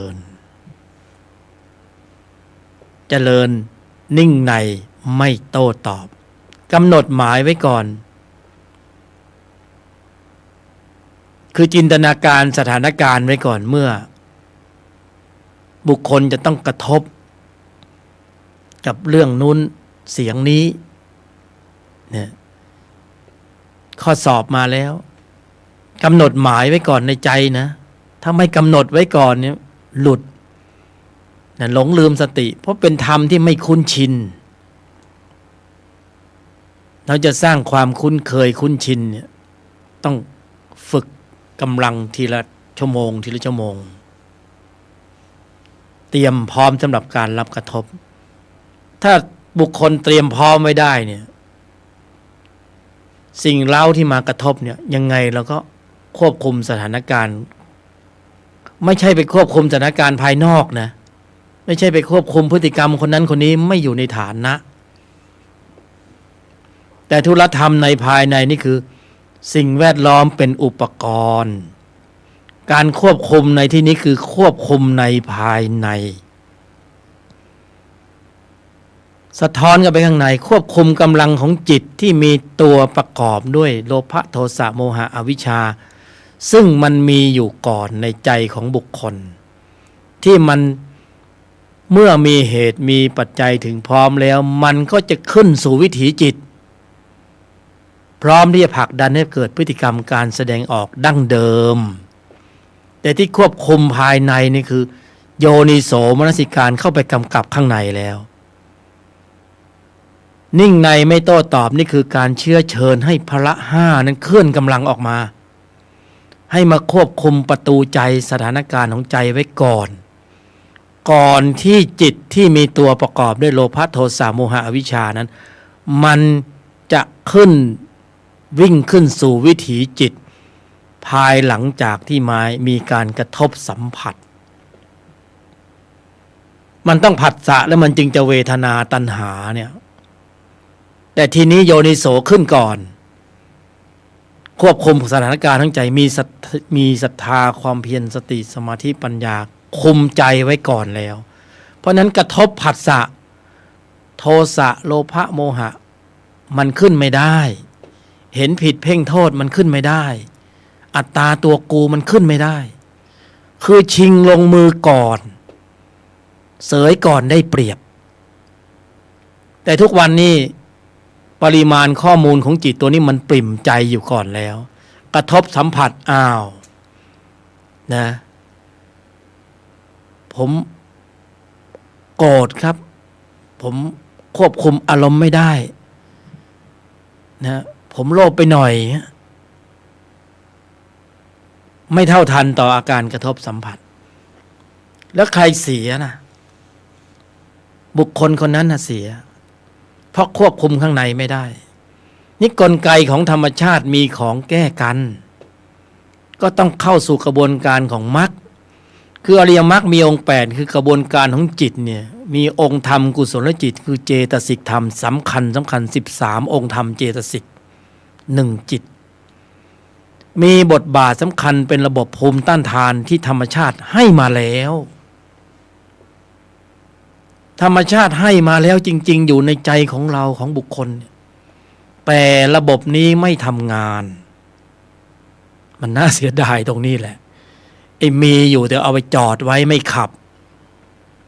เมื่อไม่ขับสักทีสนิมมันขึ้นไม่ใช้เลยไม่ได้ต้องใช้เพราะมีกายมนุษย์เขาให้มาใช้การขับเคลื่อนกำลังจิตที่มีองค์ประกอบด้วยกุศลแบบชั้นของมรรคแต่เราไม่ได้ขับเคลื่อนกำลังจิตที่มีองค์ประกอบด้วยกุศลแบบชั้นของมรรคเลยเราทำตรงกันข้ามเราขับเคลื่อนจิตที่มีตัวประกอบด้วยโลภะโทสะโมหะอวิชชาเต็มกำลังเลยโอ้โหเพราะนั้นอัตตาตัวกูมานะทิฐิเห็นผิดเพ่งโทษไม่ต้องพูดถึงนะเต็มปริมาณอยู่แล้วไง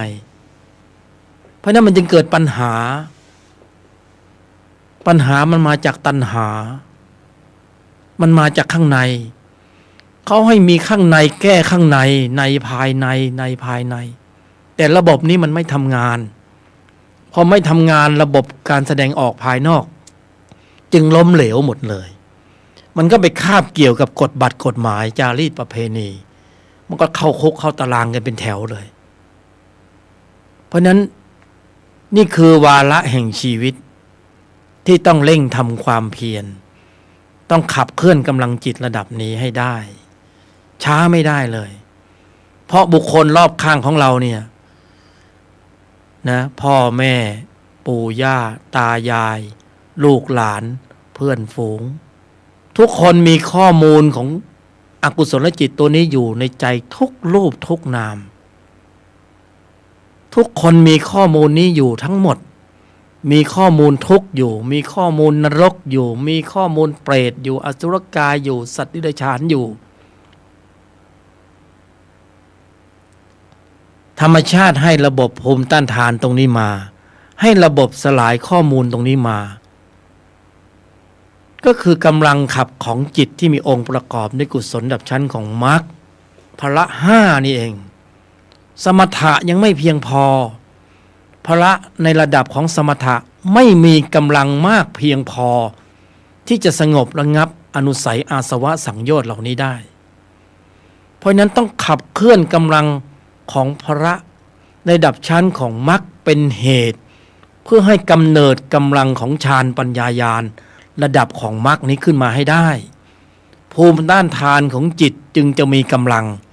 ระบบควบคุมการแสดงออกจึงจะเชื่อมั่นได้ นี่แหละคือสิ่งที่เป็นความมหัศจรรย์ที่มีอยู่จริงเป็นจริงในใจของบุคคลทำอย่างนี้ไม่ฟังและจะฟังธรรมะแบบไหนสภาวะไม่ใช่บัญญัติแต่สภาวะนี้ต้องเทียบเคียงเข้าไปในบัญญัติแล้วถ้านำพาให้ผู้ฟังหลงทางจะเกิดประโยชน์อันใดสำหรับผู้บรรยายจะแหวกว่ายอยู่ในวังวนแห่งวัฏฏะต่อไปหรือจะขึ้นฝั่งเวลาไม่คอยแล้วเพราะสังขารไม่ใช่ของเที่ยง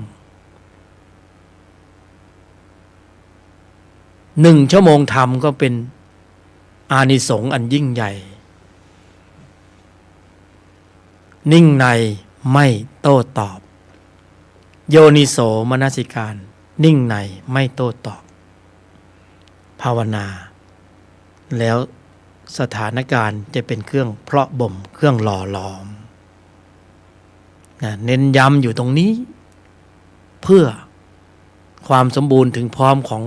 ผู้บรรยายด้วยพละว่าสิ่งที่เกิดได้ยากในวันหนึ่งเนี่ยเวลามันต้องไปสู่ธุระโลกภายนอกธุระโลกภายในหมดเวลาแล้วไอ้จะมาสู่ธุระธรรมในภายในก็ไปติดข้องอยู่กับธุระธรรมภายนอกกฎระเบียบรูปแบบสีสันวาทกรรมพิธีกรรมต่างๆเป็นเหตุเป็นปัจจัยที่ทำให้เนิ่นช้าแต่ถ้าอยู่ในธุระธรรมในภายในแล้วธุระโลกภายนอกธุระโลกภายในธุระธรรมภายนอกไม่ใช่ปัญหาปรุงได้หมดแต่ขอให้ปรุงธุระธรรมในภายในเพราะปรุงแต่ภายนอกแล้วมันว่างเว้นต่อธุระธรรมในภายในวันเวลาก็ไม่คอยท่าสรรพสิ่งก็ไหลไปลมหายใจก็ทิ้งไปขว้างไปไม่เกิดประโยชน์นะไม่มีการภาวนาผัสสะก็ไหลทิ้งไปผัสสะก็ทิ้งไปผัสสะก็ขว้างไปตาเห็นรูปหูได้ยินเสียงจมูกได้กลิ่นก็ทิ้งไปขว้างไปกระทบไปผัสสะไปไม่เกิดการเซตกำลังของพละเลยไม่เกิดการกำหนดหมายในภายในเลยน้ำก็ไหลทิ้งไปไม่เอามาทำเขื่อนผลิตกระแสไฟฟ้าลมหายใจก็ไหลหายเข้าไปออกมาทิ้งไปขว้างไปถ้าพอมีสติอยู่กับลมหายใจก็ยังเป็นอานาปานสติก็ยังพอไหวก็หายใจทิ้งไปขว้างไปผัสสะก็ทิ้งไปขว้างไปไม่เอามากำหนดเจริญซึ่งอริยมรรคมีองค์8ทิ้งไปขว้างไปหมดไปสิ้นไปจบเอวังจบจริงๆอ้าว053226 นะคำถามทางธรรมะสภาวะนักปฏิบัตินะสงสัยในการบรรยายของผู้บรรยายยกธรรมข้อนู้นข้อนี้นะหรือว่าเคลียร์หมดแล้วเหลือ15 นาที1 กันยายน 2566นะผู้บรรยายยกธรรมได้มีเหตุปัจจัยมาบรรยาย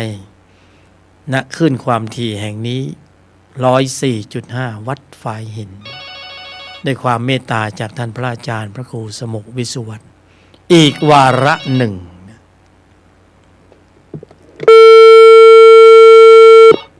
เครื่องไหนเชิญครับครับนมัสการครับท่านอาจารย์เป็นฆราวาสครับและที่ผมฟังรายการเป็นรายการของอาจารย์ที่มาบรรยายธรรมหรือเปล่าครับผู้บรรยายยกธรรมครับกัลยาณมิตรครับผู้บรรยายยกธรรมเป็นกัลยาณมิตรรายการธุรธรรมนำพ้นครับเชิญกัลยาณมิตรมีอะไรจะชี้แนะก็เชิญได้ครับคือผมเปิดมาเพิ่งมาเจอรายการนี้นะก็ฟังก็2-3 ชั่วโมงกว่าแล้วก็รู้สึกว่า มีเขาเรียกอะไร มีข้อคิดมีธรรมะที่ปฏิบัติได้แล้วก็ที่ผมเป็นคริสเตียนแต่ผมมาฟังแล้วก็รู้สึกเข้าท่าเป็นธรรมะที่เขาเรียกว่าอะไรทันสมัยนะฟังท่านเองฟังเราไม่ค่อยจะเข้าใจแต่ฟังท่านนี้รู้สึกเข้าใจแล้วก็นำมาปฏิบัติได้แล้วก็เป็นสิ่งที่ก็ขอบคุณที่ได้มาฟังเนาะมีทุกวันแหละครับเฉพาะวันศุกร์9 น.ถึง 11 น.แต่วันนี้วันเสาร์เนี่ยวันนี้วันศุกร์ที่1 กันยาครับแสดงว่าวันนี้ที่ฟังนี่เป็นเทปเนาะเป็นบรรยายสดนะบรรยายสดวันนี้วันศุกร์วันนี้วันศุกร์เนาะโลกสมมุติเขาเรียกวันศุกร์พระเจ้าอวยพรครับก็จะประฟังทุกวันว่าเป็นสิ่งที่เข้าใจง่ายนะแล้วก็เป็นสิ่งที่สอดคล้องกันกับพระคัมภีร์เนาะก็รู้สึกว่ามีธรรมะเป็นธรรมชาติเป็นความจริงแล้วก็รู้สึกฟังไปฟังมาสากลลักษณะนะไม่ขีดกรอบว่าต้องศาสนาไหนสากลลักษณะไม่ว่าจะเป็นชาวไทยชาวต่างชาติไหนๆก็มีสภาวะเหมือนเดียวกันหมดนะสามารถที่จะน้อมนำเอาไปปฏิบัติเพราะมีอายตนะเหมือนกันหมดเลยสากลลักษณะ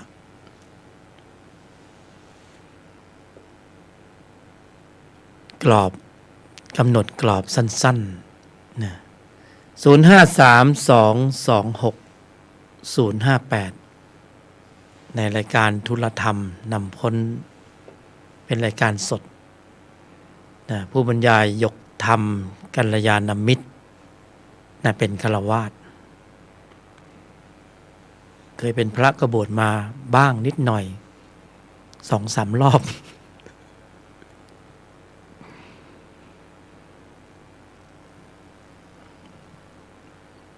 053226 นะก็อย่าลืมเรื่องของคำบริกรรมภาวนาสั้นๆนะเอาไปใช้ในทุกสถานการณ์ทุกหมู่กลุ่มทุกหน่วยงานไม่มีอะไรได้มาฟรีๆต้องลงทุนด้วยความรู้สึกต้องการลงทุนด้วยความรู้สึกนะกรอบเดียวสั้นๆประโยคเดียว5 พยางค์นิ่งในไม่โต้ตอบกำหนดเจริญนะแล้วก็เทียบเคียงเข้าไปในบัญญัติก็จะเข้าสู่กระบวนการของสัมมาทิฏฐิสัมมาสังกัปปะสัมมาวาจาสัมมาอาชีวะสัมมากัมมันตะในชีวิตประจำวันมิจำเพาะแค่เพียงนั่งหลับตาในชีวิตประจำวันต้องอาศัยความเท่าทันสูงมากการปฏิบัติโดยลักษณะเยี่ยงอย่างนี้บุคคลจะวัดอุณหภูมิภายในว่าโอ้ปฏิบัติธรรมมากี่10 ปีก็จะเห็นอาการข้างในได้เลยว่าถ้านิ่งในไม่ได้แล้วยังโต้ตอบอยู่เนี่ยยังมีเหตุมีผลถกเถียงไอ้ที่เถียงนั่นน่ะคือมีอัตตาตัวกูจึงมีเหตุมีผลมีเถียง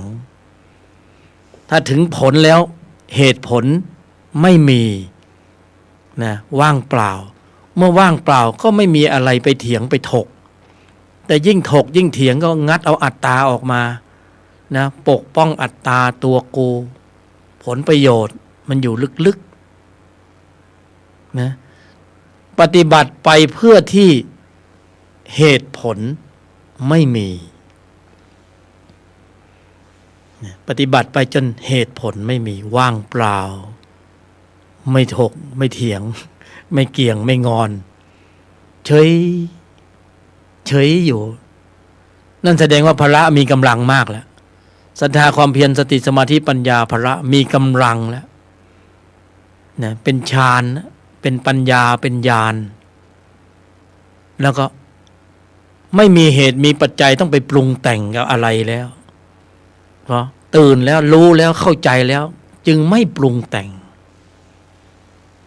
นะไม่ปรุงแต่งก็คือวิสังขารปุถุอย่างพวกเรานี่บุคคลปรุงกันอยู่ทุกวันแต่งอยู่ทุกวันเพราะมีสังขารขันธ์จึงปรุงจึงแต่งแต่เมื่อพละมีกำลังมากจะพูดน้อยลงนะจะไม่ค่อยอยากจะสูงสิงกับมนุษย์แล้วเพราะมนุษย์มีข้อมูลทุกข์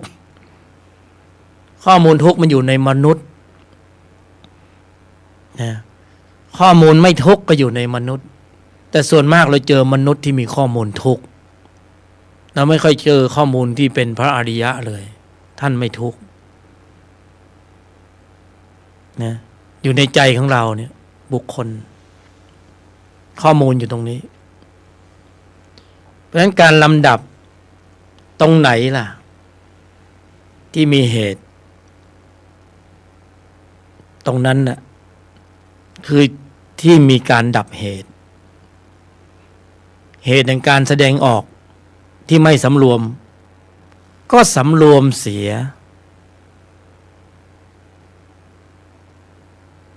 การกระทำล้างการกระทำคำพูดล้างคำพูดจิตล้างจิตไม่สำรวมก็สำรวมนะปรุงอุบายอย่างไรเพื่อให้เข้าสู่กระบวนการสตาร์ทยังไงไขกุญแจยังไงก็ภาวนานิ่งในไม่โต้ตอบระบบปฏิบัติการกลไกของพละห้าก็จะเคลื่อนกำลังทำหน้าที่เองโดยอัตโนมัติธรรมเพราะเป็นธรรมที่ไม่ใช่อัตตาธรรมปรุงโดยไม่มีอัตตาธรรมเพราะนั้นปรุงไปแล้วมันก็จะไม่เกิดว่ากูได้กูมีกูเป็นแต่ถ้าเป็นธรรมะที่เป็นอัตตาธรรมเป็นมิจฉาธรรมมิจฉามรรคปรุงแล้วแต่งแล้วก็จะเป็นกูได้กูมีกูเป็นธรรมก็มีอัตตาธรรมมีมิจฉาธรรมทิฏฐิมีถึง62ที่พระบรมศาสดาได้รจนาไว้อริยมรรคมีองค์8ไม่รวมอยู่ในกลุ่มนั้นเป็นสัมมาทิฏฐิเข้าสู่กระบวนการในการปฏิบัติการลัดสั้นเร็วแรงง่ายในชีวิตประจำวันด้วยการกำหนดเจริญภาวนานิ่งในไม่โต้ตอบเป็นอริยมรรคมีองค์8ภาวนาท้าเชื้อเชิญให้มาพิสูจน์วงเล็บว่าอย่าพึ่งเชื่อเพราะเป็นธรรมะที่เป็นเทคนิคในการน้อมนำประยุกต์ใช้ในชีวิตประจำวันไม่ใช่พระสัทธรรมปฏิรูปแต่เป็นเทคนิคในการปฏิบัติการทางจิตของกัลยาณมิตรผู้สนใจในธรรมปฏิบัติท่านหนึ่งเท่านั้นเห็นว่ามีความสมบูรณ์ถึงพร้อมมีเหตุมีผลมีประโยชน์เป็นสัจจะเป็นความจริงเป็นสิ่งที่ดีมีประโยชน์ถูกการเวลาผู้ฟังแล้วไม่พาให้เขาหลงทางจึงนำเสนอเมื่อมีสภาวะก็ตรวจสอบตรวจทานว่าหลงไม่จริงพาขึ้นฝั่งจริงไม่ออกทะเลจริงเทียบเคียงเข้าไปในบัญญัติในพระไตรปิฎกก็จะตีบัญญัติแตกสภาวะที่มีที่ได้ที่เป็นอย่างนี้จะเป็นผู้ตรวจสอบว่าธรรมที่เป็นอัตตาธรรมและธรรมที่เป็นอนัตตาธรรมนั้นเป็นอย่างไรมีความแตกต่างกันอย่างไรเยี่ยงอย่างไรเพราะนั้นสำคัญตรงที่บทปฏิบัติการกำหนดเจริญภาวนาเพื่อให้กลไกของจิตที่มีองค์ประกอบด้วยกุศลระดับชั้นของมรรคในภายในนั้นขับเคลื่อนกำลัง เมื่อองค์ธรรมกุศลจิตในภายในขับเคลื่อนกำลังแล้วจะส่งผลสู่การกำเนิดกำลังของพละห้าที่มีกำลังมากขึ้นจะปรากฏเป็นสภาวะของฌานปัญญาและญาณในที่สุดความลังเลสงสัยอัตตาตัวกูสักกายทิฏฐิความฟุ้งซ่านรำคาญข้อวัดปฏิบัติที่ฟุ่มเฟือยต่างๆจะลดปริมาณลงไปอัตตาตัวกูก็อ่อนกำลังเป็นอนัตตาตนใครด่าใครว่าก็ไม่ย้อนแย้งไม่สวนกลับมีความสงบระงับอยู่ในภายในอย่างนี้บุคคลสามารถปฏิบัติได้อย่างนี้ไม่น่าสนใจหรือไงโยนิโสมนสิการนิ่งในไม่โต้ตอบเป็นธรรมะปฏิบัติเชิงลุกอริยมรรคมีองค์8เป็นธรรมะปฏิบัติเชิงลุกไม่ใช่ตั้งรับการลบมีลุกและรับแต่อริยมรรคมีองค์8เป็นธรรมปฏิบัติเชิงลุกเป็นทั้งบูและบุญอยู่ในตนโยนิโสมนสิการนิ่งในไม่โต้ตอบเป็นการกำหนดเจริญซึ่งอริยมรรคมีองค์8เป็นบทปฏิบัติการที่สามารถปฏิบัติได้ในชีวิตประจำวันถ้าเข้มข้นมากไปกว่านี้ก็คือบทปฏิบัติการอริยสัจสี่ก็ต้องเริ่มต้นด้วยองค์บริกรรมภาวนายอมโยนิโสมนสิการยอมหยุดเย็นนิ่งในไม่โต้ตอบนี่คือบทปฏิบัติการองค์บริกรรมภาวนาอริยสัจสี่ยอมทุกสมุทัยสัจเป็นธรรมที่ต้องกำหนดรู้ทำความเข้าใจและยอมรับความเป็นจริงสมุทัยสัจเป็นธรรมที่ต้องหยุดนิโรธเย็นนิ่งในไม่โต้ตอบคือมรรคมีองค์8และมากไปกว่านั้นบทปฏิบัติการทางจิตองค์บริกรรมภาวนาโพธิปักขิยธรรม37ประการกำหนดเจริญควบคุมการแสดงออกก่อนที่จะมีการกระทบสัมผัสทางทวารต่างๆโยนิโสมนสิการยอมหยุดเย็นนิ่งในไม่โต้ตอบภาวนาอย่างนี้แค่นี้คือบทปฏิบัติการทางจิตในการลำดับตนเองขึ้นสู่แนวทางคันลองแห่งโพธิปักขิยธรรม37ประการและมีหมวดองค์ธรรมสำคัญอยู่7หมวดสำคัญสติปัฏฐาน4อินทิบาท4สมปัฏฐาน4อินทรีย์5พละ5โพชฌงค์7มรรคมีองค์8เคลื่อนกำลังพร้อมๆกันใน1ขณะจิตมีองค์ประกอบของเจตสิกธรรมสำคัญพร้อมมูลอยู่ใน1ขณะจิตนั้นๆในชีวิตประจำวันเพียงแค่การกำหนดหมายให้ถูกต้องถูกส่วนในปฐมกาลก็ฟังดูแล้วก็เหมือนจะโม้นะ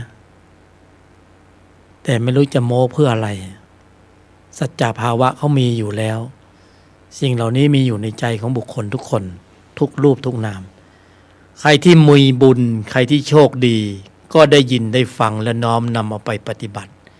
ตามแต่เหตุตามปัจจัยที่มีความสมบูรณ์ถึงพร้อมย่อมมาถึงย่อมเข้าถึงและน้อมนำเอาไปปฏิบัติได้ตามเหตุตามปัจจัยกุศลถึงพร้อมก็ดำเนินไปการได้ยินได้ฟังก็เกิดขึ้นการน้อมนำปฏิบัติแล้วแต่กำลังของพละในภายในของแต่ละรูปแต่ละนามแล้วที่ต้องไปเน้นตนเองในภายในตนแลเป็นที่พึ่งแห่งตนพละตนศรัทธาความเพียรสติสมาธิปัญญามีอยู่แล้วโดยธรรมชาติและธรรมดาวันนี้ก็ขออนุญาตนำรายการธุรธรรมนำพ้น อำลาท่านผู้ฟังสายด่วนธรรมปฏิบัตินะ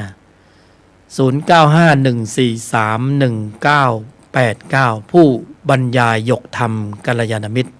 0951431989ผู้บรรยายยกธรรมกัลยาณมิตร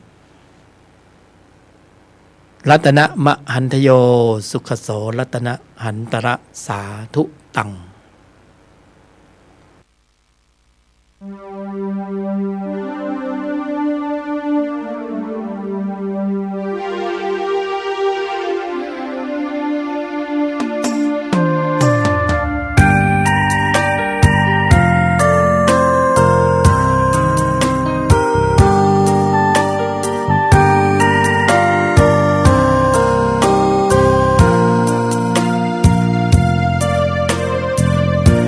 หยุดนิ่งเย็นในไม่มีโต้ตอบสอบผ่านสบายฝึกจิตภายในได้มรรคคงธรรมสร้างสมบารมีมิให้ตกต่ำสภาวะธรรมส่องนำชีวิตหยุดโลภโกรธหลงปลงอนิจจังวางลงทุกสิ่งเมื่อจิตเรานิ่งเห็นธรรมทันทีแจ่มแจ้งรู้จริงพร้อมวิหารสี่จุดหมายเรามีอยู่ที่นิพพานทุรธรรมนำพ้นล้นด้วยปัญญายกธรรมเมตตานำพาสื่อสารสัจจะโยนิโสมนสิการองค์โพธิญาณประทานให้เราจับนอกมองในไตรลักษณ์ให้นาน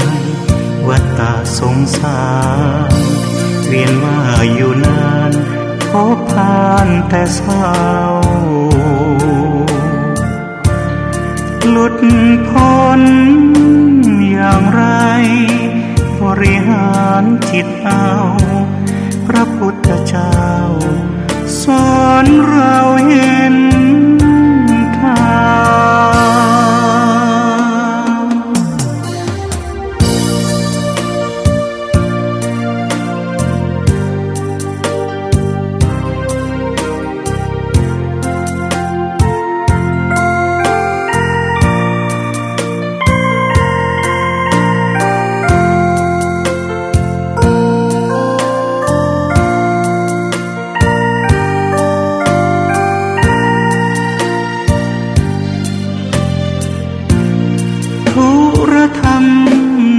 พ้นล้นด้วยปัญญายกธรรมเมตตานำพาสื่อสารสัจจะโยนิโสมนสิการองค์โพธิญาณประทานให้เราจับนอกมองในไตรลักษณ์ให้นานวัฏฏะสงสา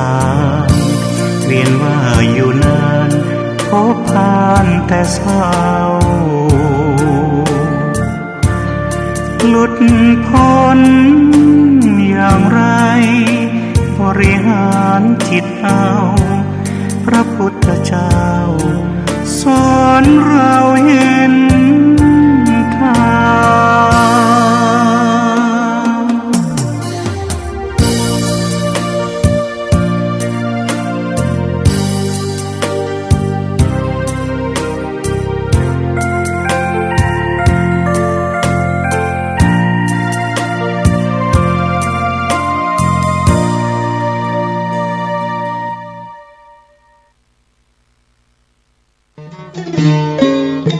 ข่าวสารเพื่อการประชาสัมพันธ์ขอเชิญชวนผู้ใจบุญใจกุศล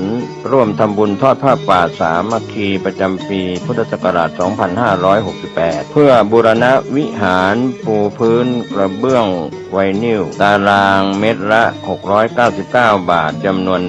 150 ตารางเมตรทำโครงเหล็กป้องกันนกรอบวิหารราดพื้นเททรายล้างหน้าวิหารราวบันไดเหล็กสแตนเลสทาสีรอบวิหารเปลี่ยนระบบไฟ